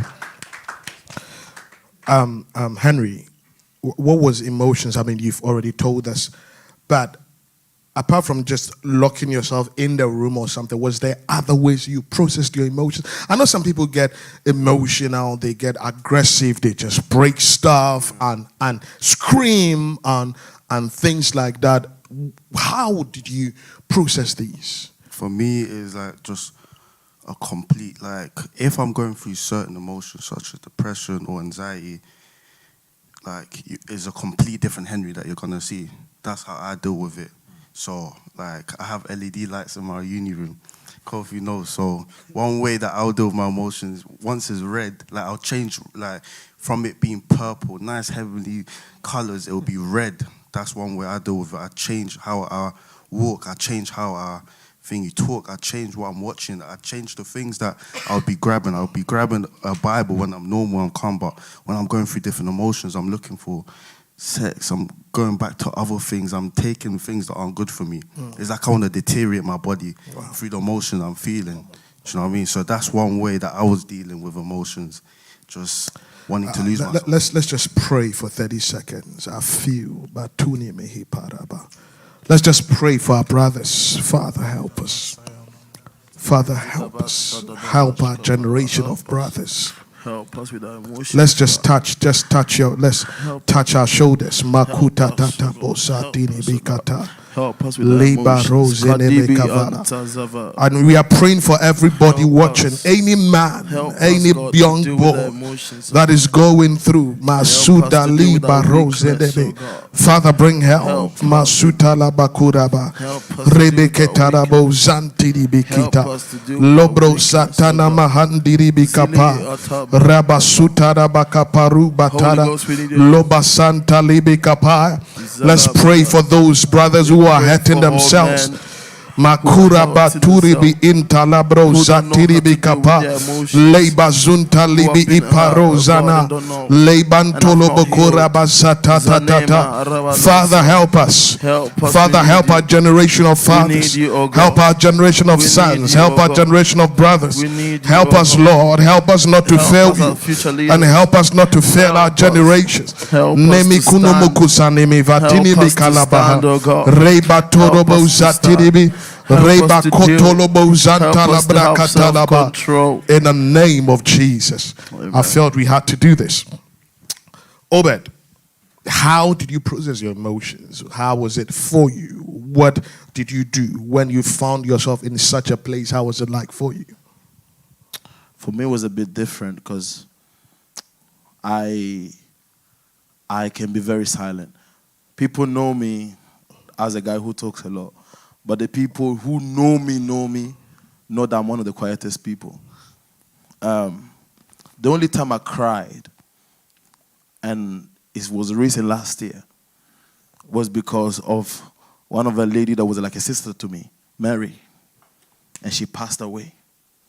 And I know you remember. Mm-hmm. And I did not just cry because she passed away. I cried because I started thinking, how would I feel if my wife was to pass away like that? So it wasn't necessarily just that story, but how I put myself in the man's shoes. And that was the only time I cried in my life. And because I'm a youth leader, I can't show my emotion. Because number one, nobody really cares about me. But people need me to care about them.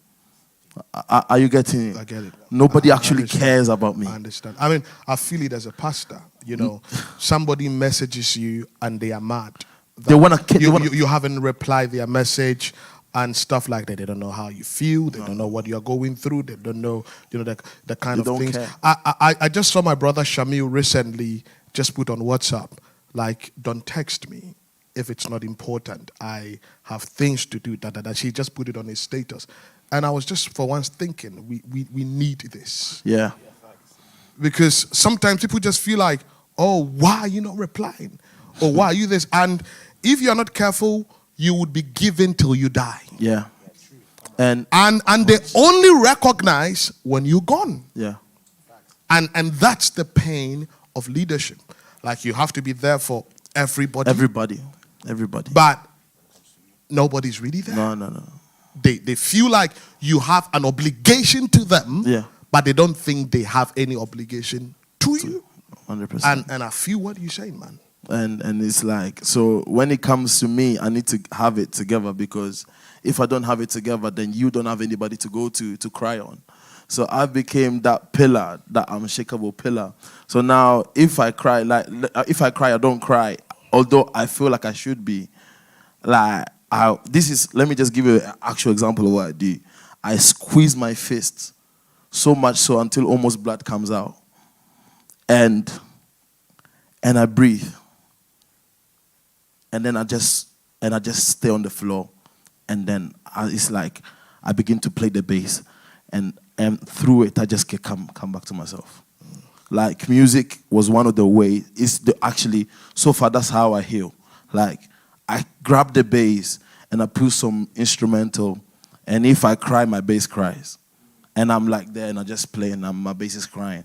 I cannot, the only time the tears came out was because of what happened to Mary. But then even, it wasn't just the fact of Mary, just the fact that I put myself in the husband's shoes. And having a son without the mother, I mean, that was what made me cry. Wow. But if not, I will squeeze my hand so hard. I will have a moment of silence. I'll put instrumental and I'll pick my bass. I mean, me, when those times when I'm mad, I'll just, throw my fist in a wardrobe, just break a wood, just go somewhere and just scream and use all those foul languages and stuff. And it's just crazy. Now, we are going to come to the place where we now begin to understand God's mind. I want us to talk about things that happened at home that were not necessarily about us, that affected us. Now, when I was in Germany, there was a young man. The first time he came to church and we gave him the microphone to translate. So let's say if the whole church is facing this way, he turned his face and faced there because he couldn't just look at people. I mean, it was just weird. He just couldn't look at people. Intelligent guy. He was in the uni. Loves God. Great guy. But everything about people freaked him out.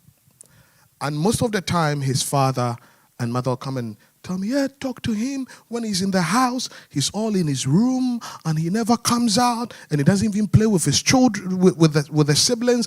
And he just comes and he loved God.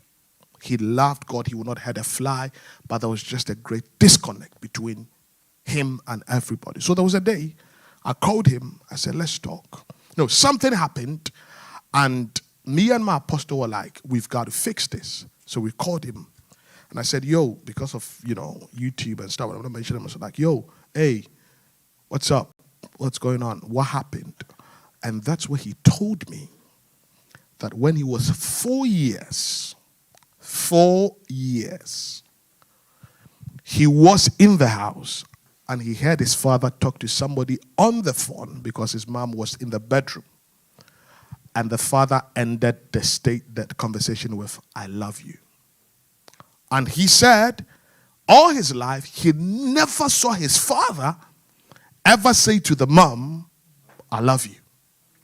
So this was a mistress on the phone. And he was 4. And the father probably thinks, oh, he's 4. He doesn't know anything. The mom is not here. Let me just, speak to my mistress and say, I love you and stuff. And he said, at that point, something broke in him. Like, he couldn't look at his father. He couldn't even the mother, because why can't my father love her? And And he said, from the age of 4, the emotions was disconnected. And when we were having this conversation with him, he was about 24 years. Unfortunately, the father is dead and gone. So the emotional connection never was there.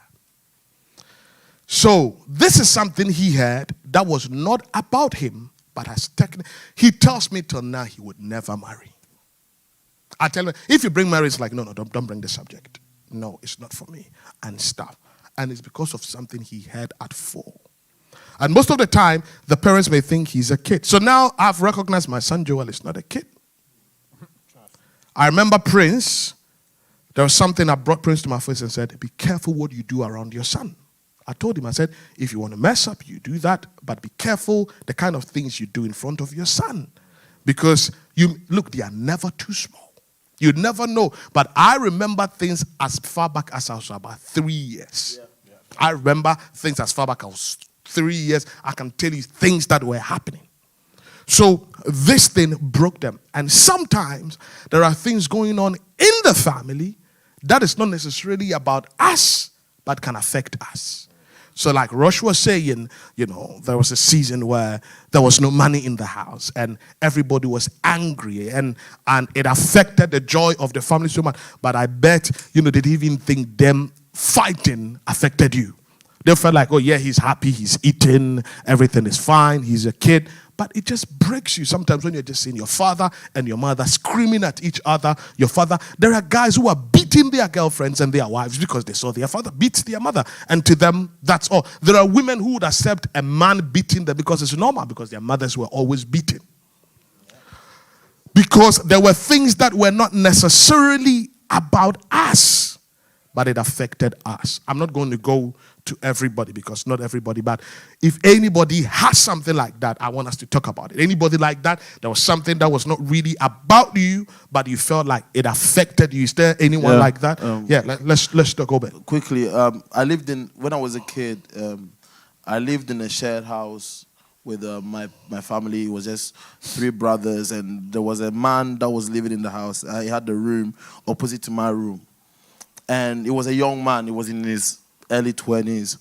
And no lie, he would sometimes bring me in. And as he would bring me in, he would show me the girls that he did things with. Mind you, I think Enoch even knows what I'm talking about. I could not have been older than 6 years old. And I already understand sex. Because of this man bringing me in and showing me things. And not only he showed me sex as a point of like, stay away from it, but this is what you have to go for. Do you understand what I'm talking about? So I saw that from a share house. And then my parents, there was an episode, and this is my parents' house, so I guess I can't give you all the details, but I remember one time we were driving. We were driving to a conference. We were driving to an Easter conference. It was 2003, I think. And I'm seeing my mom. I'm hearing myself crying.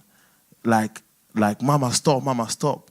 And I hear my mom, and I see my mom in the car opening the door in the motorway. That's traumatic. I lost it. Like, there are certain things you will never forget.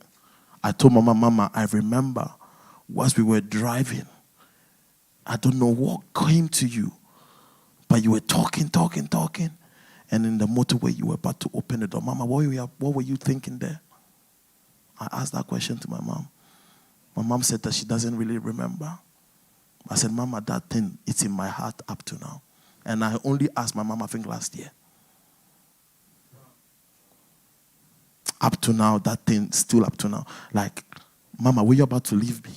Wow. That's what I was thinking. Were you about to leave me? I always said, if I think about it, I feel like crying. But then my tears can't come out like. But I feel like, Mama, were you about to leave me then? Up to now is a question that I still take with me. Wow. Anybody, is there anything like you felt like was not necessarily about you, but affected you?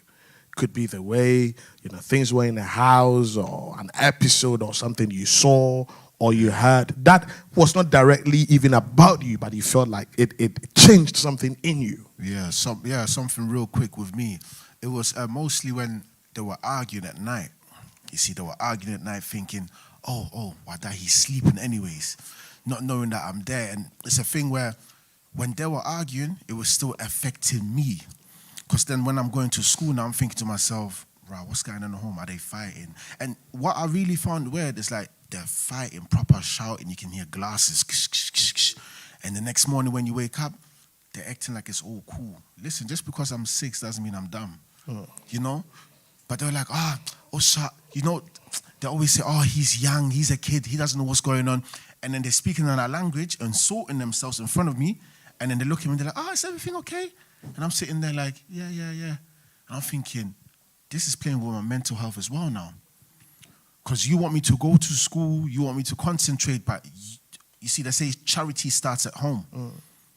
But what if your home is the cause of your brokenness? So this wasn't even them shouting at me. This is them fighting against each other. So then, obviously, me growing up, it was a thing where I thought to myself, yeah, this is normal. That's why me and my missus now, we say, listen, if you want to argue, wait till LaShawn is sleeping. Then we can, we can have a little talk. We're not going to raise our voices because I don't want my son to think shouting at your wifey or you like having a loud, it's normal, because for a very long time I thought it's normal. And I only came into terms with this like, well, I'm 31 now, like let's say 4 or 5 years ago, that it's not normal. No matter how old your kid is, they still know what's going on. So yeah. Wow. Anybody? Coffee? For me, I think with what everyone's saying is, as a parent, like you can't be ignorant, like to the fact that like your child hears everything or feels everything. For me, I had an uncle that if we went to a function or something, sit on the lap, maybe he's giving me what's in his cup. My family, my parents were probably like, if I were to be a cook, like maybe it's Coke or something and that. Something that Donny's giving me, the Guinness, the beers, blah, blah. But they're ignorant to that fact. So then here's me being silent about it. And as I'm growing, these things are like my alcoholism or whatever, I didn't clock where it came from until like I started tracing the roots of these things, because parents must have thought, he's a family member. He won't do nothing like that to you. Or sitting on his lap, maybe he's giving you some malt. It's not that.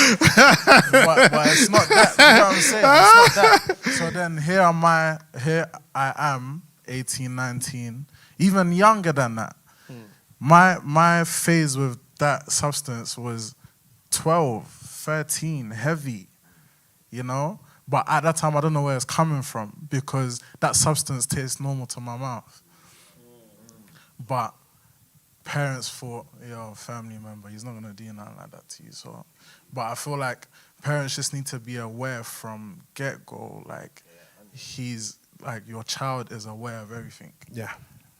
Anybody, and then we just jump on to the next thing. Yeah, Henry. Yeah, similar to like Prince and Obed, it's the arguments, innit? I remember like to the point where they're even involving me. Oh, who'd you love out of me and your dad? Who'd you love out of me? So you're put in the position to choose between your parents. They made me the mediator. They made me the third person. Like they involved me heavily, and I just remember like always thinking like an argument like is a love language. Like it's normal. Like I'm meant to argue. Like, I remember I was even telling these guys like, I love arguing. Like I can't like if things are too smooth with the person I'm speaking with. For an argument, man. Like I genuinely thought it was a love language, and it's only now that I'm trying to eradicate that from my life. That's serious. You actually feel like argument is a love language. It's a love language to me. Like it seems normal just because of the things I was seeing in my childhood. It's like growing up in an environment where everything is so loud. It's so no. Isn't it funny? Like our mothers are in the bars and the train, and they just have a phone call. Hey, like they talk in such a way that everybody. And this phone, you could just speak so little, and people could hear. And as soon as as soon as a Ghanaian mother or father gets a phone call in the bus, everybody just knows, because we are so loud. We feel like it's normal.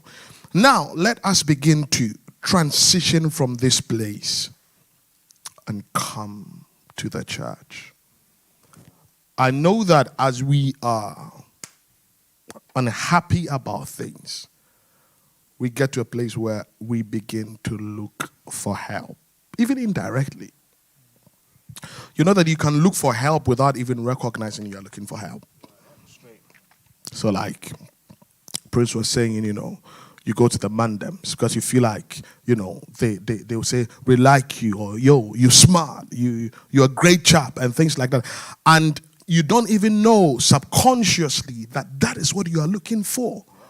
And that's why you are going there. I've seen women that are in a relationship that is abusive, but because of the kind of things they hear this person say to them that they've never heard, they feel like that's the only place where they can be good. So, at a point in time, everybody begins to look for help. Now, I want us to come to the church and now come and look at when we came to the church, did we even become more disappointed? Or all of a sudden things started changing? Because it's still the same fathers in the church. It's still the same uncles in the church. The people beating their wives are the same people leading the opening prayer. And sometimes and sometimes it can be disappointed. But before we come to that church place, before there, so we are not coming to the church place, but before we come to the church place, with everything going on, where was our safe places? Was it your friends? Was it a relationship? Where was it that you just wanted to run to just to feel like, yo, I'm good? I'm not just talking about how you deal with your emotions, but I'm talking about, everybody knows that there are many people, when they get frustrated, masturbation is the safe place for them. I know people who will not masturbate until they are stressed. And for them, it's just a safe place. There are people that can leave home and just go and stay with friends until everything. When these things are happening, where is a safe place? I know now we would say, or we may say God, because we know God. But we are coming from that place of vulnerability, anger, before we've even encountered. So now we've not gotten to the place where we've encountered God. Until that time, Rush, where was your safe place? Because you don't talk. You not that you don't talk, but you process things inwardly. So I'm assuming even with your friends, like you said, you could say a lot of things and still not really be saying nothing. What was that kind of place that you felt like, listen, man, I can just go there and be myself and just say what I have to say and stuff? What was your safe place? So I think as a young age, growing up, I was very close to my neighbors, like proper tight with them. They had like 3-4 boys, mom, dad, like the house was just fun. So my escape was to always go to their house. It was like, this was my model family. Do you know what I mean? These were the people I'd look at. And I bet at that sometimes your family's even complaining. Yeah, why are you always going to their house and you can't stay in your house? Yeah, 100%. That would happen all the time. But yeah, as a kid, I would love going there because everything just seemed so rosy. Like they weren't even believers like that, but it just seemed so rosy. Like they were happy. The mom would cook, they'll play FIFA. Like it just looked like the model family. So that was my escape. Do you know what I mean? That was my escape. But yeah. Wow. Kev.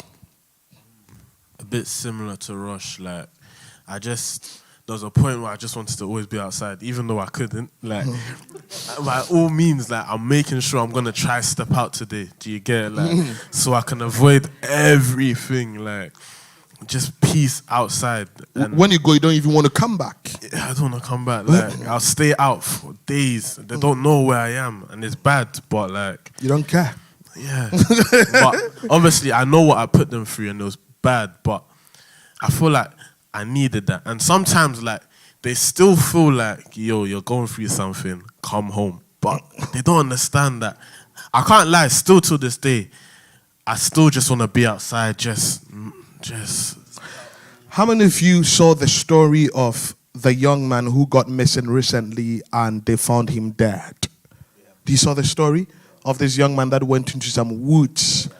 And when they were looking for him, when the mom came on TV, she said something that just got me. The mom was like, let's just say the name is Kweku, just for example. It was like, Kweku, come home. We are not going to be mad at you. Just come home. We are not going to be angry at you. I saw her saying that. And the moment she said that, I just felt like, yo, there's something wrong at home. I'm telling you, I just feel like there is something wrong at home. For her to say, come, we are not mad at you or will not be angry, come home, I just felt like, no, there's something going on. That the young man feels like, listen, I have to escape. And sometimes, they are telling you to come home, but you know that coming back is just trouble.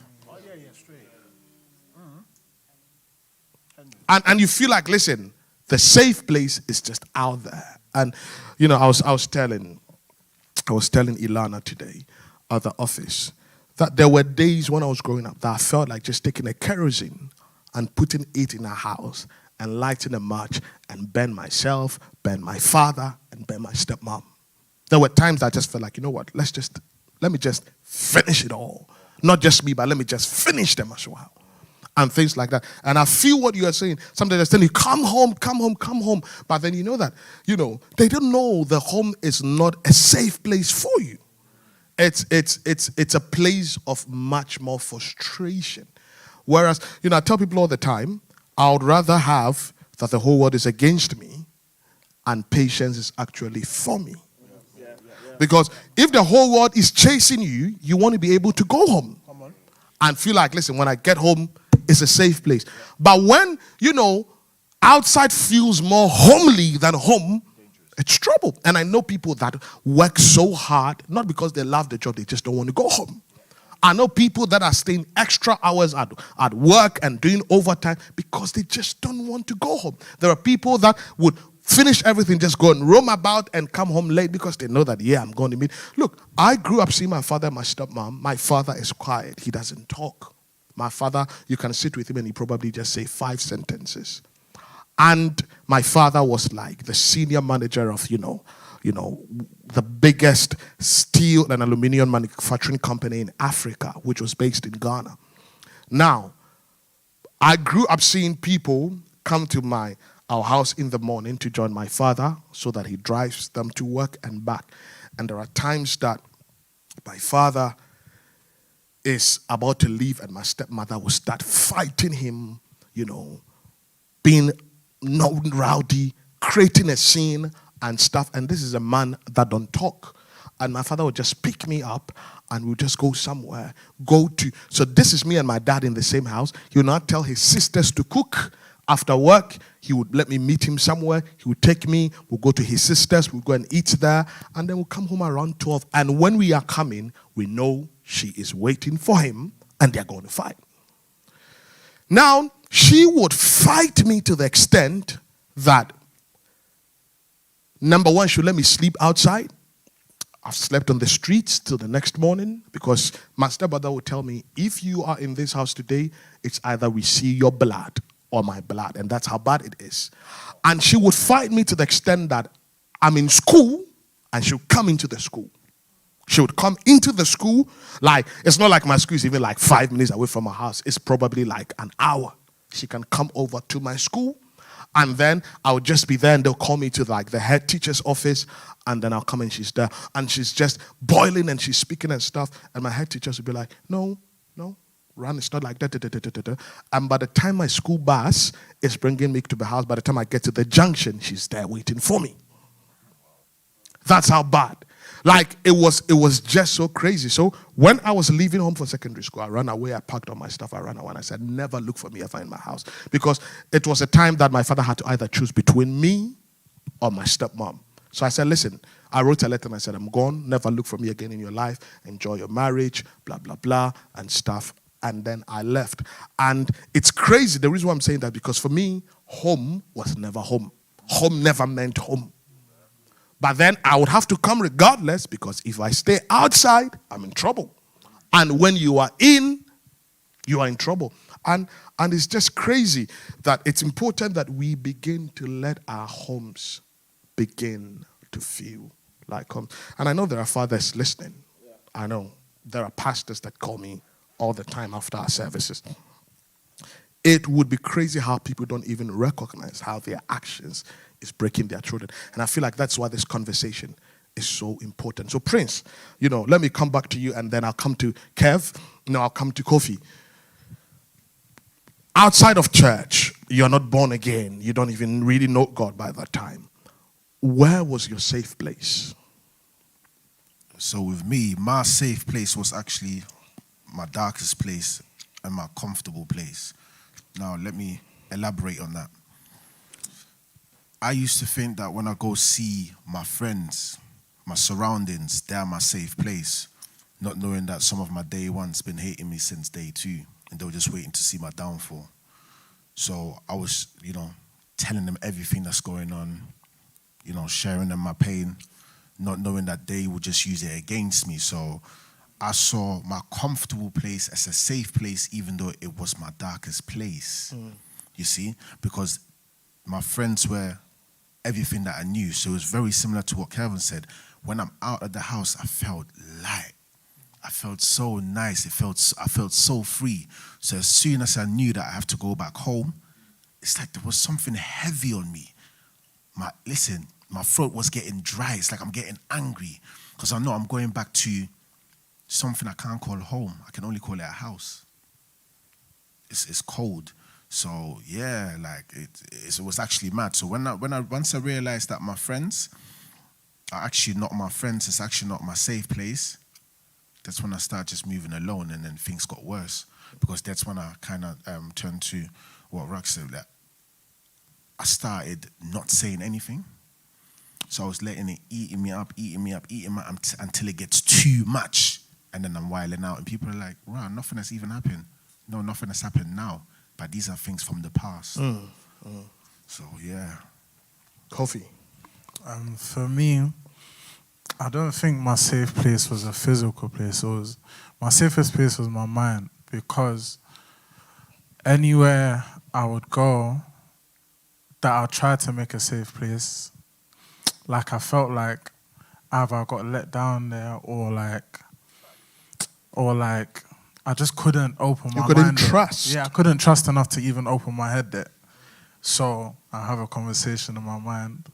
We saw it out in there. Then we're back on the road. So yeah, I think the safest place for me was my mind. But then in a depressive state, in a place that I'm not good, it's not good to be in your head, because that's the only words I'm receiving in my head. So yeah, basically that was me. So.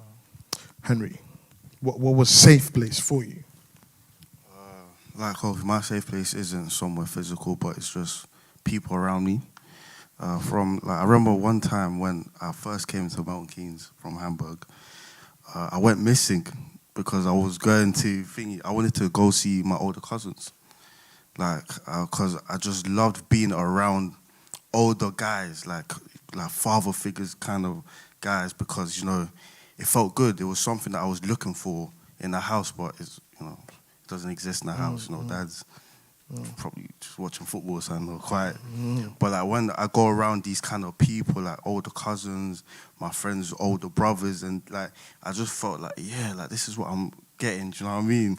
This is what I'm receiving. That brotherly father figure love, that someone that's looking over you, kind of thing. So that's what my comfort zone, my safe zone there. Obed, apart from your base.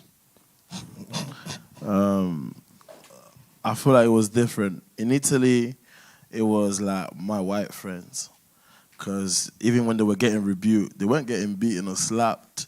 Everything was good. I was thinking, what? Rah. If I did half of what he did, I would be dead. But then going out with them, I'm like, yeah, I'm safe here. I'm good here.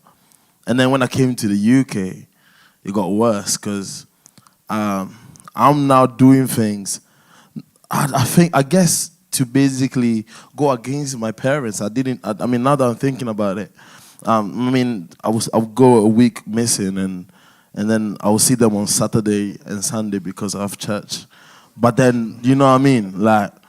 I'll be active, and then I'll start maltreating women. Women will come to me, and I will treat them so bad, but then I don't know that I'm treating them bad. I feel like it's normal.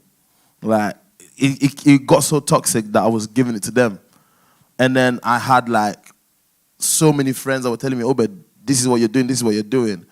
And I'm not showing emotion, so I'm like, but I didn't do anything.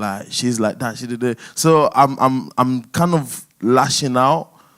It's like everybody else is the problem. Right. And it's showing in my behavior, but I'm not realizing that this is how. So if I have a problem at home, I'm cool with you, but I'm going to lash out at you somehow by the way I talk. I get offended, and then all of a sudden I'll take it out on you, and you're asking, what's wrong with Obed? Obed is a cool guy, but you don't know what has been happening. So I feel like my safe place is like in my character when I'm lashing out. Then I feel like, oh, right, I'm cool now. I'm good now, yeah. Okay, now, I believe that even if we don't have it all together at home, at least the place where we feel like it should work out is church.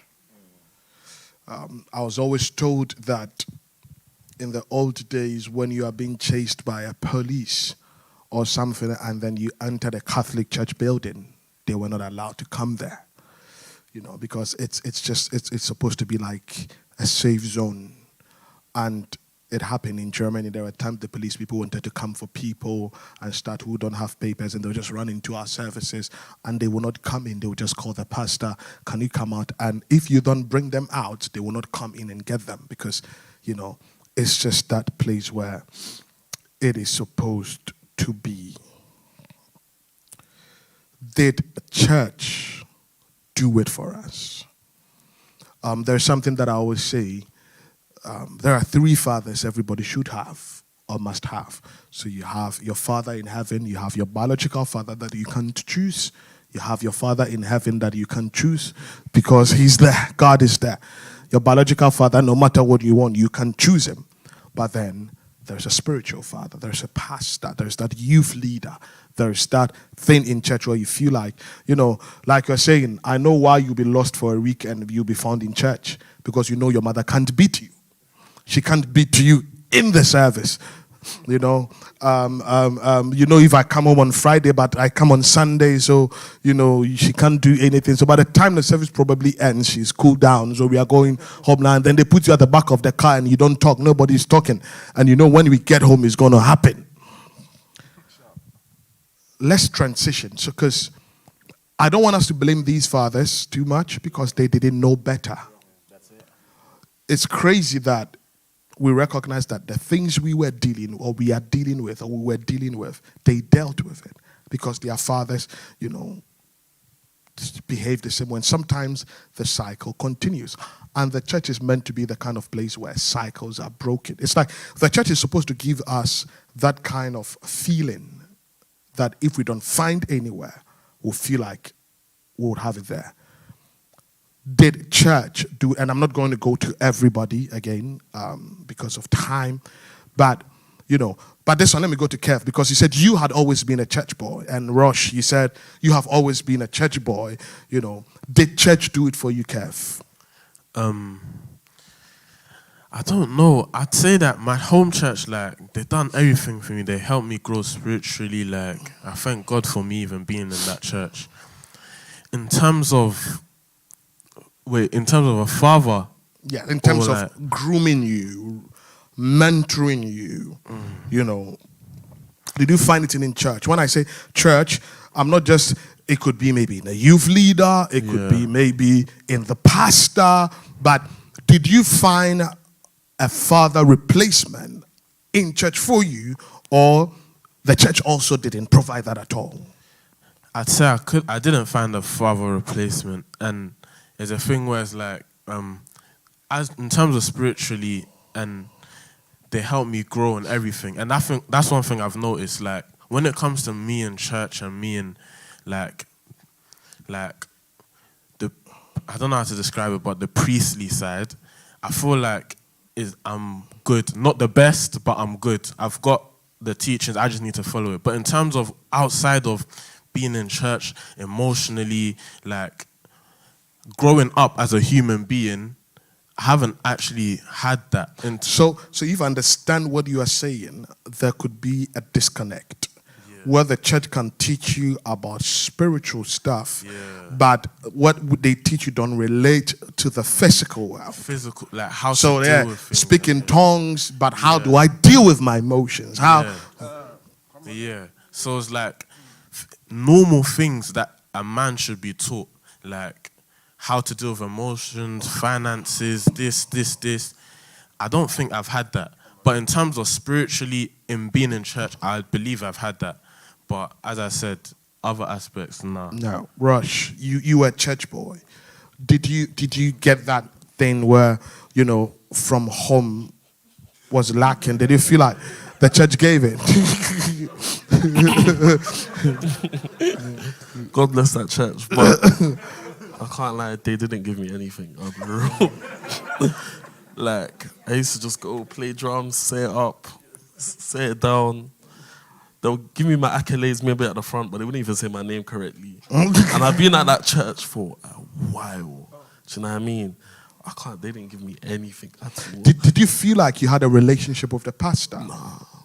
I can't lie, he was a nice man, good man. I say hello, pastor. But nah, man. From time he didn't even know how to pronounce my name. It says it all. Do you know what I mean? It says it all. Yeah, no, not at all, man. Bro. Henry, man. Did the church do it for you? Like you felt like, yo, that is my pastor, that's my youth leader. You know, like, yo, I'm getting that thing that I lacked from home. Did you feel like the church did that for you?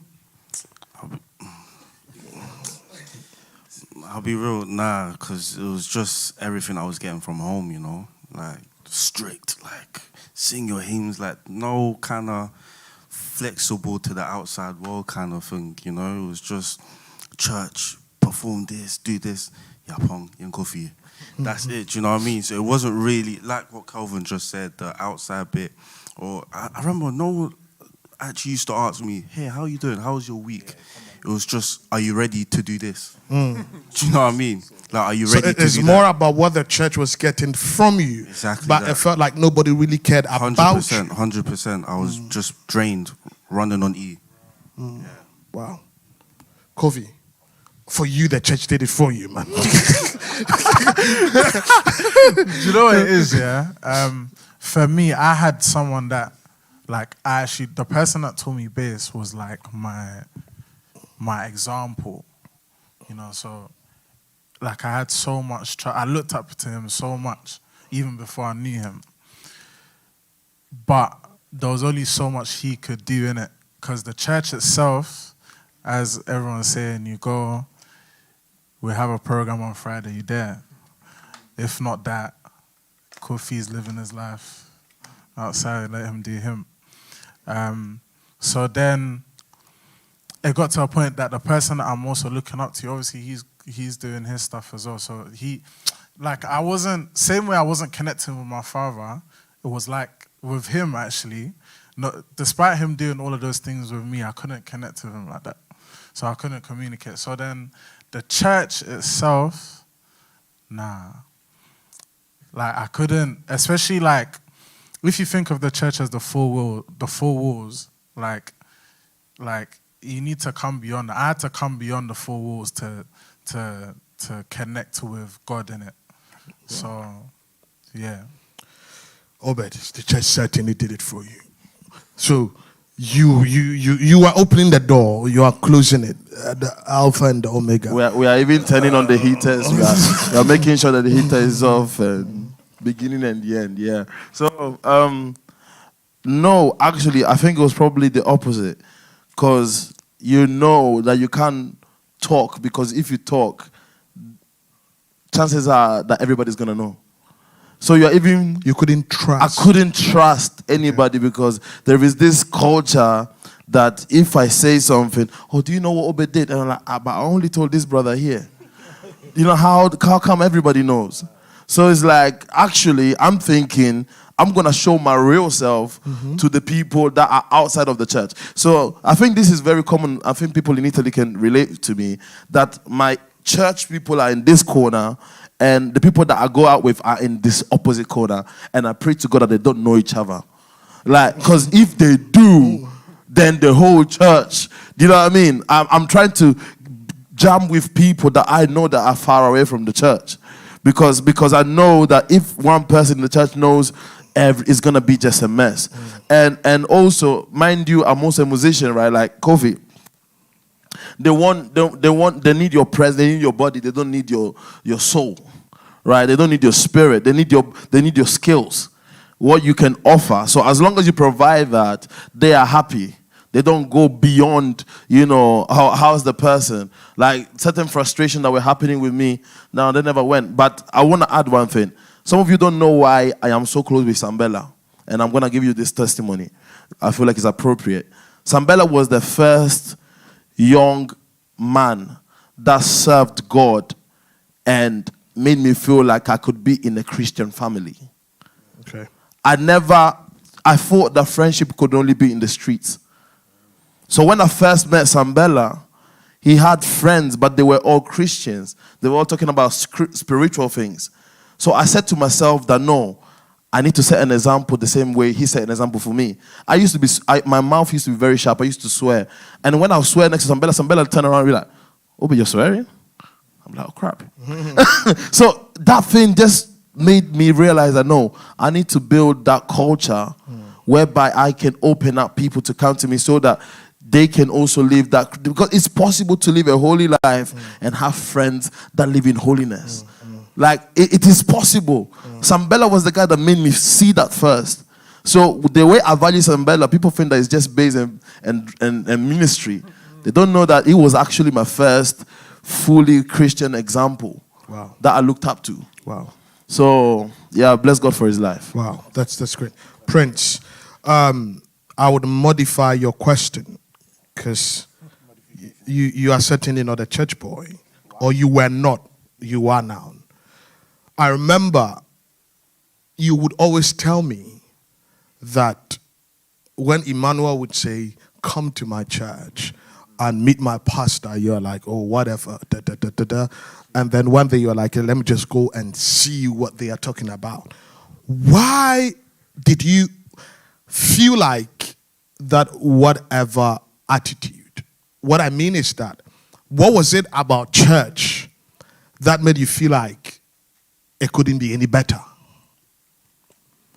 From that guy who is on the street, because I know people that they can bring their friends all the way and just end at the door. They would never enter because they feel like the church people are some kind of way. So what was it about, you know, church that you felt like whatever that, and what made you come that day? Like that. On the spot, yeah? Okay, so to me, it was a thing when I used to go to church, I never felt like I was enough. I felt like the people, you know, they're always portrayed that they haven't got no problems, life is juicy, life is sweet. So I was thinking, right, that's me, a broken child that actually wants to see people coming to me saying, you know, as Henry just said, yo, bro, are you okay? Like, how are you actually feeling? It was a thing, oh, is it your first time? Let me take your number. We do this on a Monday. We do this on... You don't even know how I'm feeling. You don't even know how I'm feeling. You don't even know how I'm doing. You don't even know my name. So now that you're taking my number for the WhatsApp, you're like, oh, yeah, brother, what's your name again? Oh, now you want to know my name. You see? So to me, it was always a thing where, I'm not going to lie to you, I came to a stage where I disliked church people. Like, let's go deep. Like, I come in and I'm just like, these people don't care. They care about you while you're at the service. As soon as you leave the building and you go and mind your business, no one is even checking up on you to see if you're all right Monday to Tuesday. But when I come on a Sunday and they see me physically, oh, brother, how you doing? How come you didn't ask me during the week, bro? But now that it's Sunday, we're all in here, we're going to play Happy Family. So to me, it was always a thing where... It was fake. It was, yeah, to me, it was like, I couldn't keep it true. And I come in, I had earrings and that. Why have you got earrings? Why have you got cornrows? What? Should I not come as I am? So you want me to come and feel at home, but you're there judging me, but you're saying you don't judge.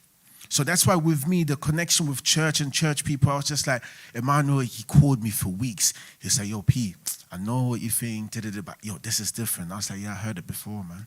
And then I was saying, you know, and then I sat there, and then Krista highlighted me now. Yo, P, I just want to invite you. I was like, what's going on? And then my missus was like, you know what? And she never said it before. She was like, just go see what's good. I said, should I go see what's good? I said, let's go see what's good. So I already came with the attitude of, you know, yeah, I was like, let's just go and see what's good. But, yo, guys, you guys know Pastor Randolph, man. The way he received me, it's like a brother. Like, yo, I'm there for you. What?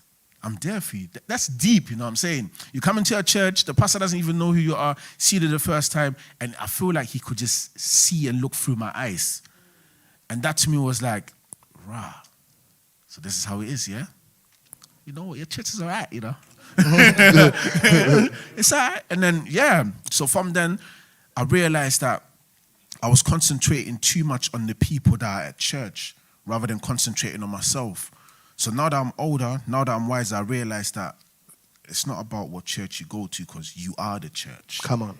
You see what I'm saying to you? So you shouldn't be looking around what people say, what people do. People shouldn't come to you and try baby you. Yeah? So I felt like I was asking for too much, not knowing that, how can I ask for much if I don't see myself as much?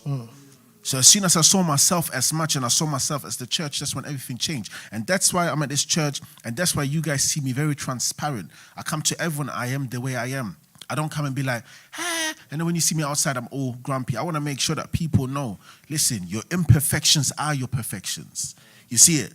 That's why I talk to the guys in church like, yo, what's going on, gang? Is everything all right? Listen, I struggle with that as well. It's long, you know. I talk to them in a language where they understand me.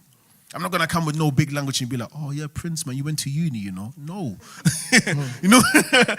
Speak to them in a way that they'll understand and connect you. And I believe that's what I'm doing. And like one more thing, one of my cousins from Brixton, gangbanger, you know, I can't mention his name, super gang, like he's out there about it. He even said to me, he was like, yo, one of my friends sent the link last week and you were talking, what, are these all church brothers, yeah? I was like, yeah. He was like, bro, I thought church brothers all wear suits, you know. I said, no, this is new school. He's like, yeah, I saw some drip in that. Like, okay, I might come one day, you know. Wow. And to hear that from him, guys, I'm not going to lie to you. To hear that from him, please, man, God is moving. So now, I want us to go. Should the church be intentional? Why I'm asking this is because I decided personally not to wear all the suits I had in my closet anymore, except when I have a wedding. Because I felt like, I've seen some churches, very great, beautiful church. I don't want to mention it, but there's a church that even their ushers look like air hostess. Like, they are so prim and proper. Like, it's just so beautiful. And then I was just asking myself, there's a tendency to impress there. Why? Because you cannot wear this dress and repeat it. It's like if you see the pictures, it's so good. So then I was like, somebody who doesn't have cannot go there. No matter how much good the sermon is. Just imagine you walk into a place where everybody's in suits and tie, and you just, and you can only wear what you have. And that's why I felt like, no, how much prim we become could even deprive people from coming in because they just can't match up to it. So I said, you know what? T-shirt, stuff. And for me, it's intentionality to say, listen, it's not really about what you are wearing. Let's just get on to the real deal. Do you feel like now, this question, let's come to the church. What do you think is the way forward for the church to get to our brothers? What do you think is the way forward for our church to step in? Because this is where we are, and I say we didn't have it. And unfortunately, for me too, the church I never had it. I went to church, and that's it. But there was nothing like an intentional approach to say, I'm mentoring you.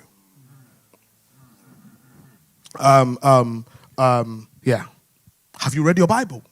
How do you read it? How's school going? What do you want to do? So it's like we are all here, but no one is here.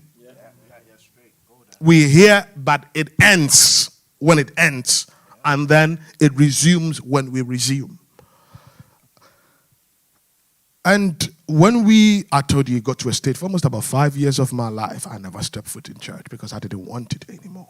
Until on a fateful day, when I went to stay in a friend's house, I went with him to church, one midnight alone in my room, God came there, revealed himself to me, and from there, I started going because of an encounter I've had, not because of how the church is reaching out to me. So like Prince said, I was now going because no matter how bad I went, because now I understood.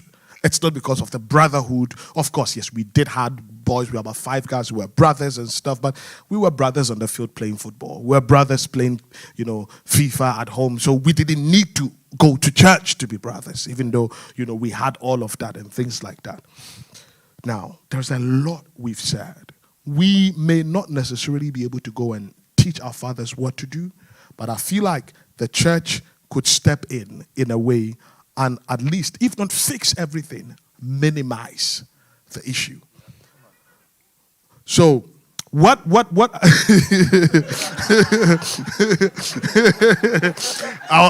was trying so hard to ignore it, but I was trying so hard to be professional, but that doesn't work.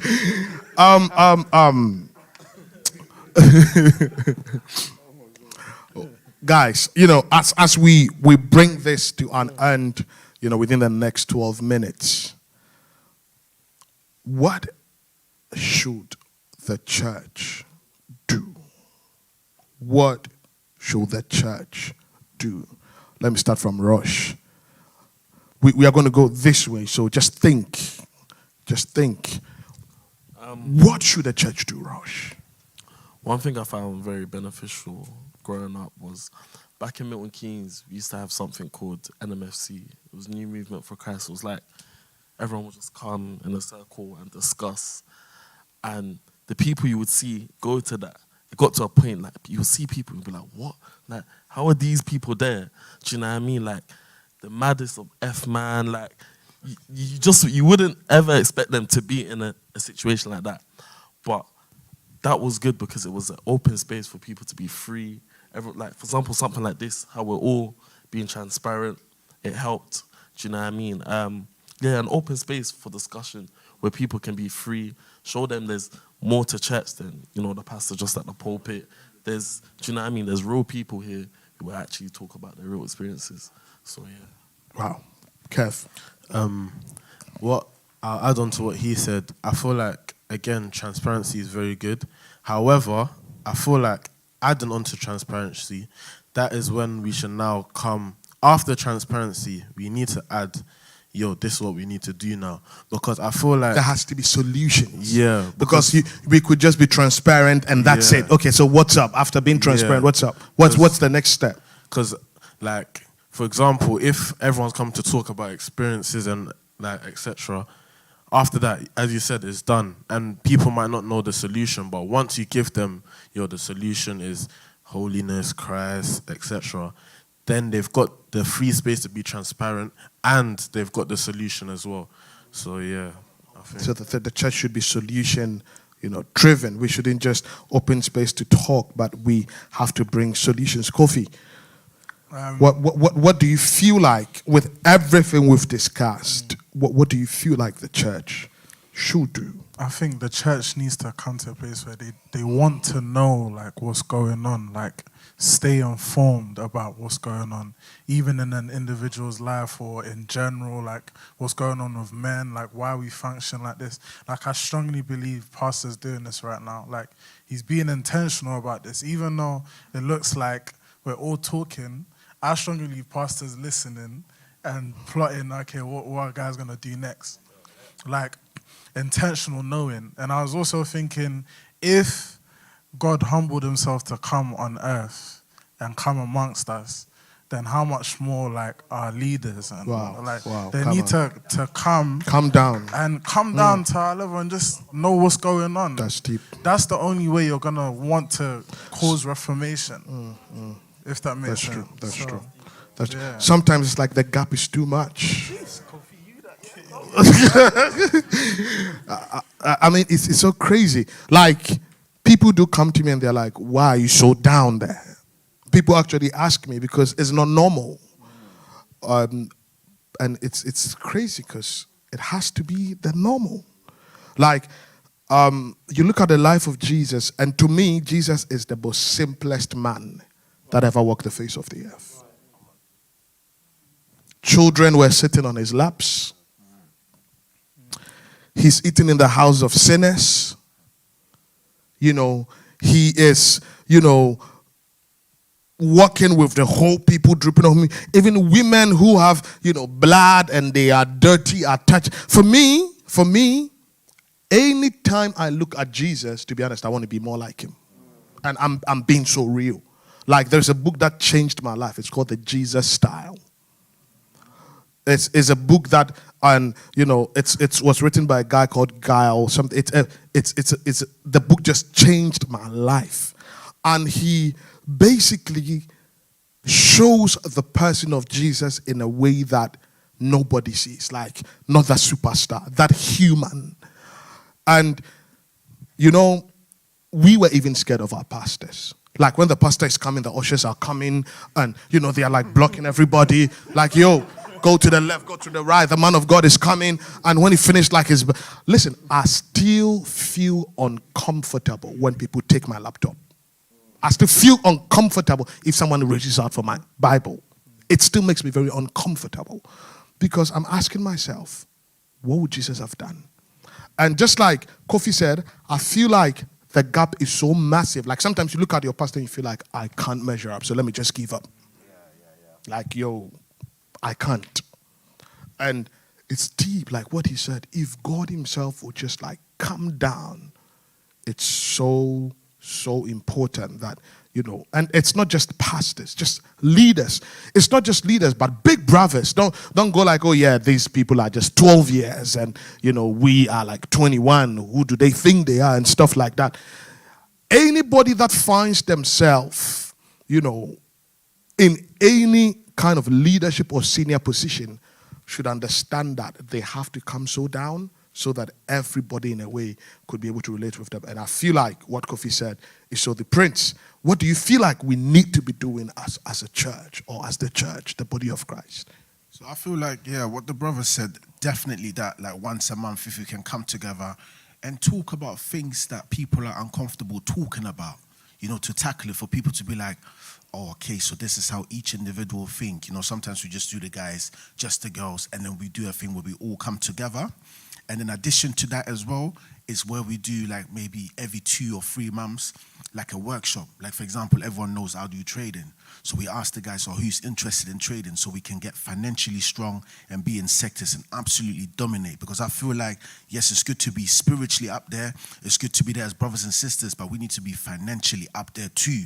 Because I feel like once we're financially stable, that's when the world will listen too. So I understand having all these topics, but let's make sure that we have everyone in different sectors. Okay, you doing the music, you're good in finance, you're good in marketing, you're good in hair. Who is actually interested in these sectors? Who actually wants to do something? And then we come together and absolutely destroy it. Like, we don't just come together as a church, we come together as a family. And now everyone is working on something unstoppable. Right. Unstoppable. So I feel like, something like that as well. I promise you, man, every month we are just going, like I said from the beginning, we are going to be having this men's meeting, not on camera, not all of this kind of thing, but we are just going to be having a meeting where boys and men could just meet and talk and pray and empower each other. And it is needed. And we would make sure that the ladies are doing likewise, because there are some things just have to be man to man. Some things just has to be woman to woman. And there's some things we could just do like, woman to man. But that's the whole reason why we started it, is to get us somewhere. It's not just for us to just finish and just drop it and it's good for YouTube and for views. No, we are not here to just, do YouTube and views and things like that.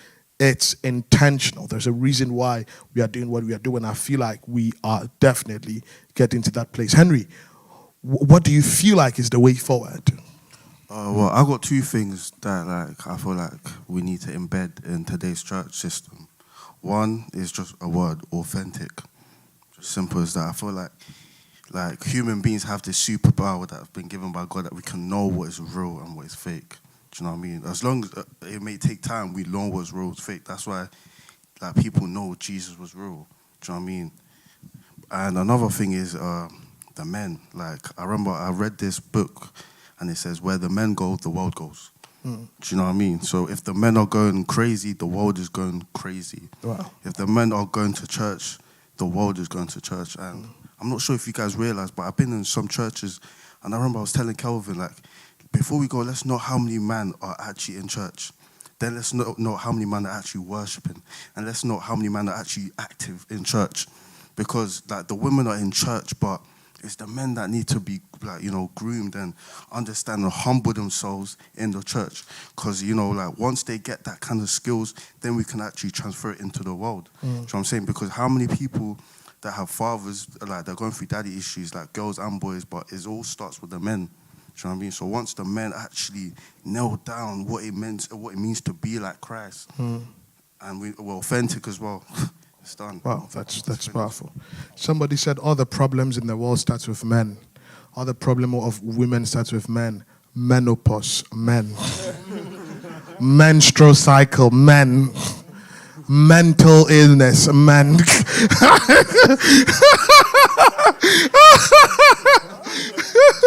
Menopause, men. Mental cycle, men. Menstrual cycle, man. It's crazy, man. Obi, take us home. I feel like one of the solution is, I believe that, for example, by the grace of God, we are still fighting, but we have overcome, and we've got into that place where some of us have matured. And I feel like, you know how the Bible talks about how Moses struggled to speak, so Aaron was speaking on behalf of Moses. And Aaron was like the middleman. And I believe that God has also raised us to connect the older generation with the youngest. I believe that there has to be that bridge that connects. Listen, we are going to have to make that effort, because chances are they are not going to make it. Otherwise, they would have done it a long time ago. And I feel like we need to humble ourselves and realize that, as I said, we are going to take the L. Like, by L means we are going to be the one, you know, struggling, trying to make the elders understand what the young people are saying. They will not understand us after 5 months. They will not understand us after 1 year. But when they see that what we are saying is happening, they'll begin to listen to what we are saying. And I feel like we have to be that bridge that connects the older generation to the people who are lost in our generation. And I feel like that's one of the ways. The second ways is that I feel like we need to get to a place where we are also humbling ourselves to understand what they went through. You know, also was saying you can't blame them because they don't know. We can't actually blame them. So, why don't you understand? Why don't you? There is nobody there to give them that understanding. Then why don't we give them that understanding? Why don't we set ourselves in a position where, Father, this is what I went through, because of and I know that there are a lot of people my age that cannot connect with you, that cannot connect with the church because of how you guys are going about this. And I feel like we have to take that position, because if we complain but then we don't take that step forward, at the end of the day, our brothers will still go through that. There are some young people who are 12 who are going through that. There are some people who are 15 who are going through that, and they know you. They don't know. They know their father, but they also know you. Why don't you become that bridge that will connect the father? You know, one thing I love about Oso has become the bridge to many families. You know, Oso won't tell you, but Oso has become a bridge that connects father to son. And also, you know what I'm talking about. You know what I'm talking about. And I feel like, okay, I see Oso do it. I'm going to be the next person for the next person who's going to have a problem with their father. I'm going to make the father understand the son, and I'm going to make the son understand the father, because they are both right in their own way. But for them to come to a place of agreement, they need to forget about who's right, who's wrong, and, okay, what is the solution going forward? So that's what I believe we have to do. That's powerful. I mean, you know, my final thing would just be to you guys, man. Now, I've listened to you a lot. Let me just speak to you. Let me just speak to you. I've listened to you a lot. Your parents or your fathers haven't failed. They only did what they know. If we repeated we have failed. Because from the conversation we are having, we know what not to do. One of the things that I say, and again, I was speaking to Ilana today, when I'm talking about you, I mention your name. The best lessons in life are not always learned from the successful places. You know, a lady who is growing up seeing the father and the mother together and everything is okay at home is most likely to fall into the hands of the wrong relationship. Do you know why? Because they feel like everything is love, like they see it. But when you are coming from a wrong place, you know what to avoid. Because you've seen all the things that you didn't like. So when you begin to see the signs coming, you know that, okay, fine. I saw this in my dad. I saw this in my mom. I'm seeing it in myself. I have to. Most of the time, we blame to say, oh, you know, we did not have any examples and things like that. The examples you did not have is the example God wants you to have to learn. I decided to be a good father to my son and the only one husband to my only wife, because I came from a broken home, never saw my father and mother together. I was so much abused as a young boy in the hands of my stepmom. I looked at everything I went through and I said, I don't want my son to go through it. So now what was, pain became a lesson to me. And we should not just be here talking about these things and repeat it. What you need to understand is that in as much as you did not have what you were looking for, God in his infinite wisdom gave you these things as an example. And we shouldn't let these experiences become irrelevant. These experiences we've had should be things that we are really looking at to say, I'm not going to do that. I'm going to do that. So what happens is that what was meant to be, a curse, or what was meant to bring us, tears, like Joseph said, you meant it for evil, but God has turned it around for my good. This is the reason why you may never have been the man you are, the motivational speaker you are, if you came from a house that had it all together. I mean, you could now you said you were voiceless because at a point in time you felt like you were voiceless. Yeah. So now you feel like I need to speak for the people who don't have a. So in the pain you found purpose. So it's two things, and I say this thing all the time. You see, they say it's either a blessing or a curse. I don't believe that. I say all the time it's either a blessing or a lesson. It's never a curse. It's either a blessing or a lesson. So if it works, it's a blessing. If it hurt me, it's a lesson. I know exactly what not to do. And when someone is coming like that the other time, I'm like, I've learned my lesson. I know where this is going to end. I'm not giving in. So guys, let us not waste our pain. It will shock you, but pain is such a... Pain is what drives somebody to pick up a gun and kill somebody. Pain is such a massive driving force. Pain is a catalyst. Somebody could get up and bomb a whole stadium of people because of pain. Now just imagine somebody by pain could stand in a stadium and save everybody there. Pain is like fire. It depends on how you use it. That fire can purge, that fire can purify, or that fire can burn and destroy. I want to see that in the next 10, 15 years, young men will be looking up to you guys. And you are telling your story, and then they can relate. And they look at you. Like when I see Prince in schools, in prison, talking to gang people, they would listen to Prince than they would listen to Boris Johnson. If you bring, Prince Harry or whatever, the guys in the prison will be like, leave here. What do you know? You've never struggled all your life. You know nothing. But they'll listen to Prince. Why would they listen to Prince? Not just because he is speaking like them, but they see that he's been to where they were and he's come out better. The next generation of young men should be able to look at Henry and say, yo, listen, you give me hope. Because I see you where I was, but I also see how you've been able to overcome and transition and be where you are, and now I want to be where you are. So we should let this pain become so much purposeful. It should become this fire that drives us. It would be crazy for you, but somebody may think, oh yeah, everything Pastor Randolph is doing, blah, blah, blah. I do the things that I do, even for you guys with church, because I never had it. Not because I had it. I never had anybody mentor me. I never had anybody father me. I never had anybody. 99% of what I do, it's not coming from a place of experience. It's coming from a place where I never had it. And I know what I wanted that I didn't get. So when you know what you wanted that you didn't get, if God brings you into the place of influence, you give what other people are looking for. And that's why I've observed most of the people God uses are messed up people.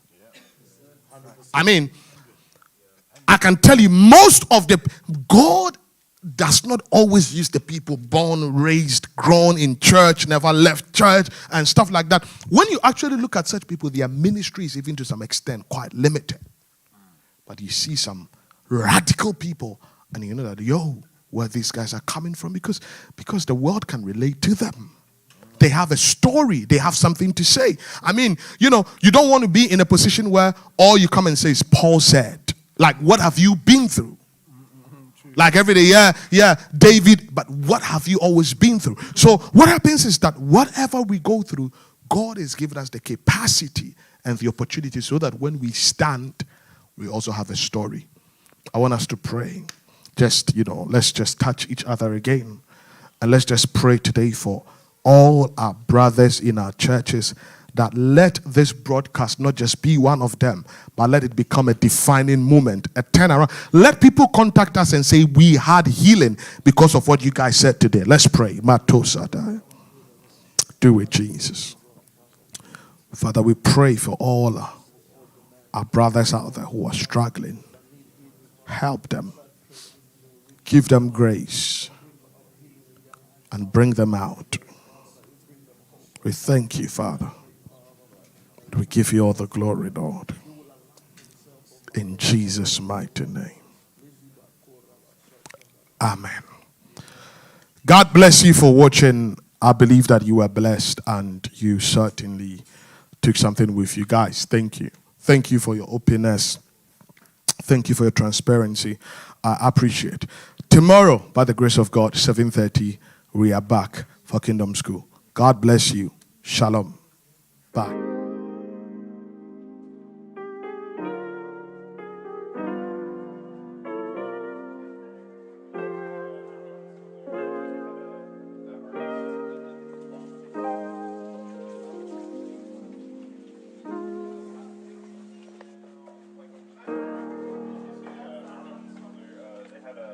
That artist that did Obama.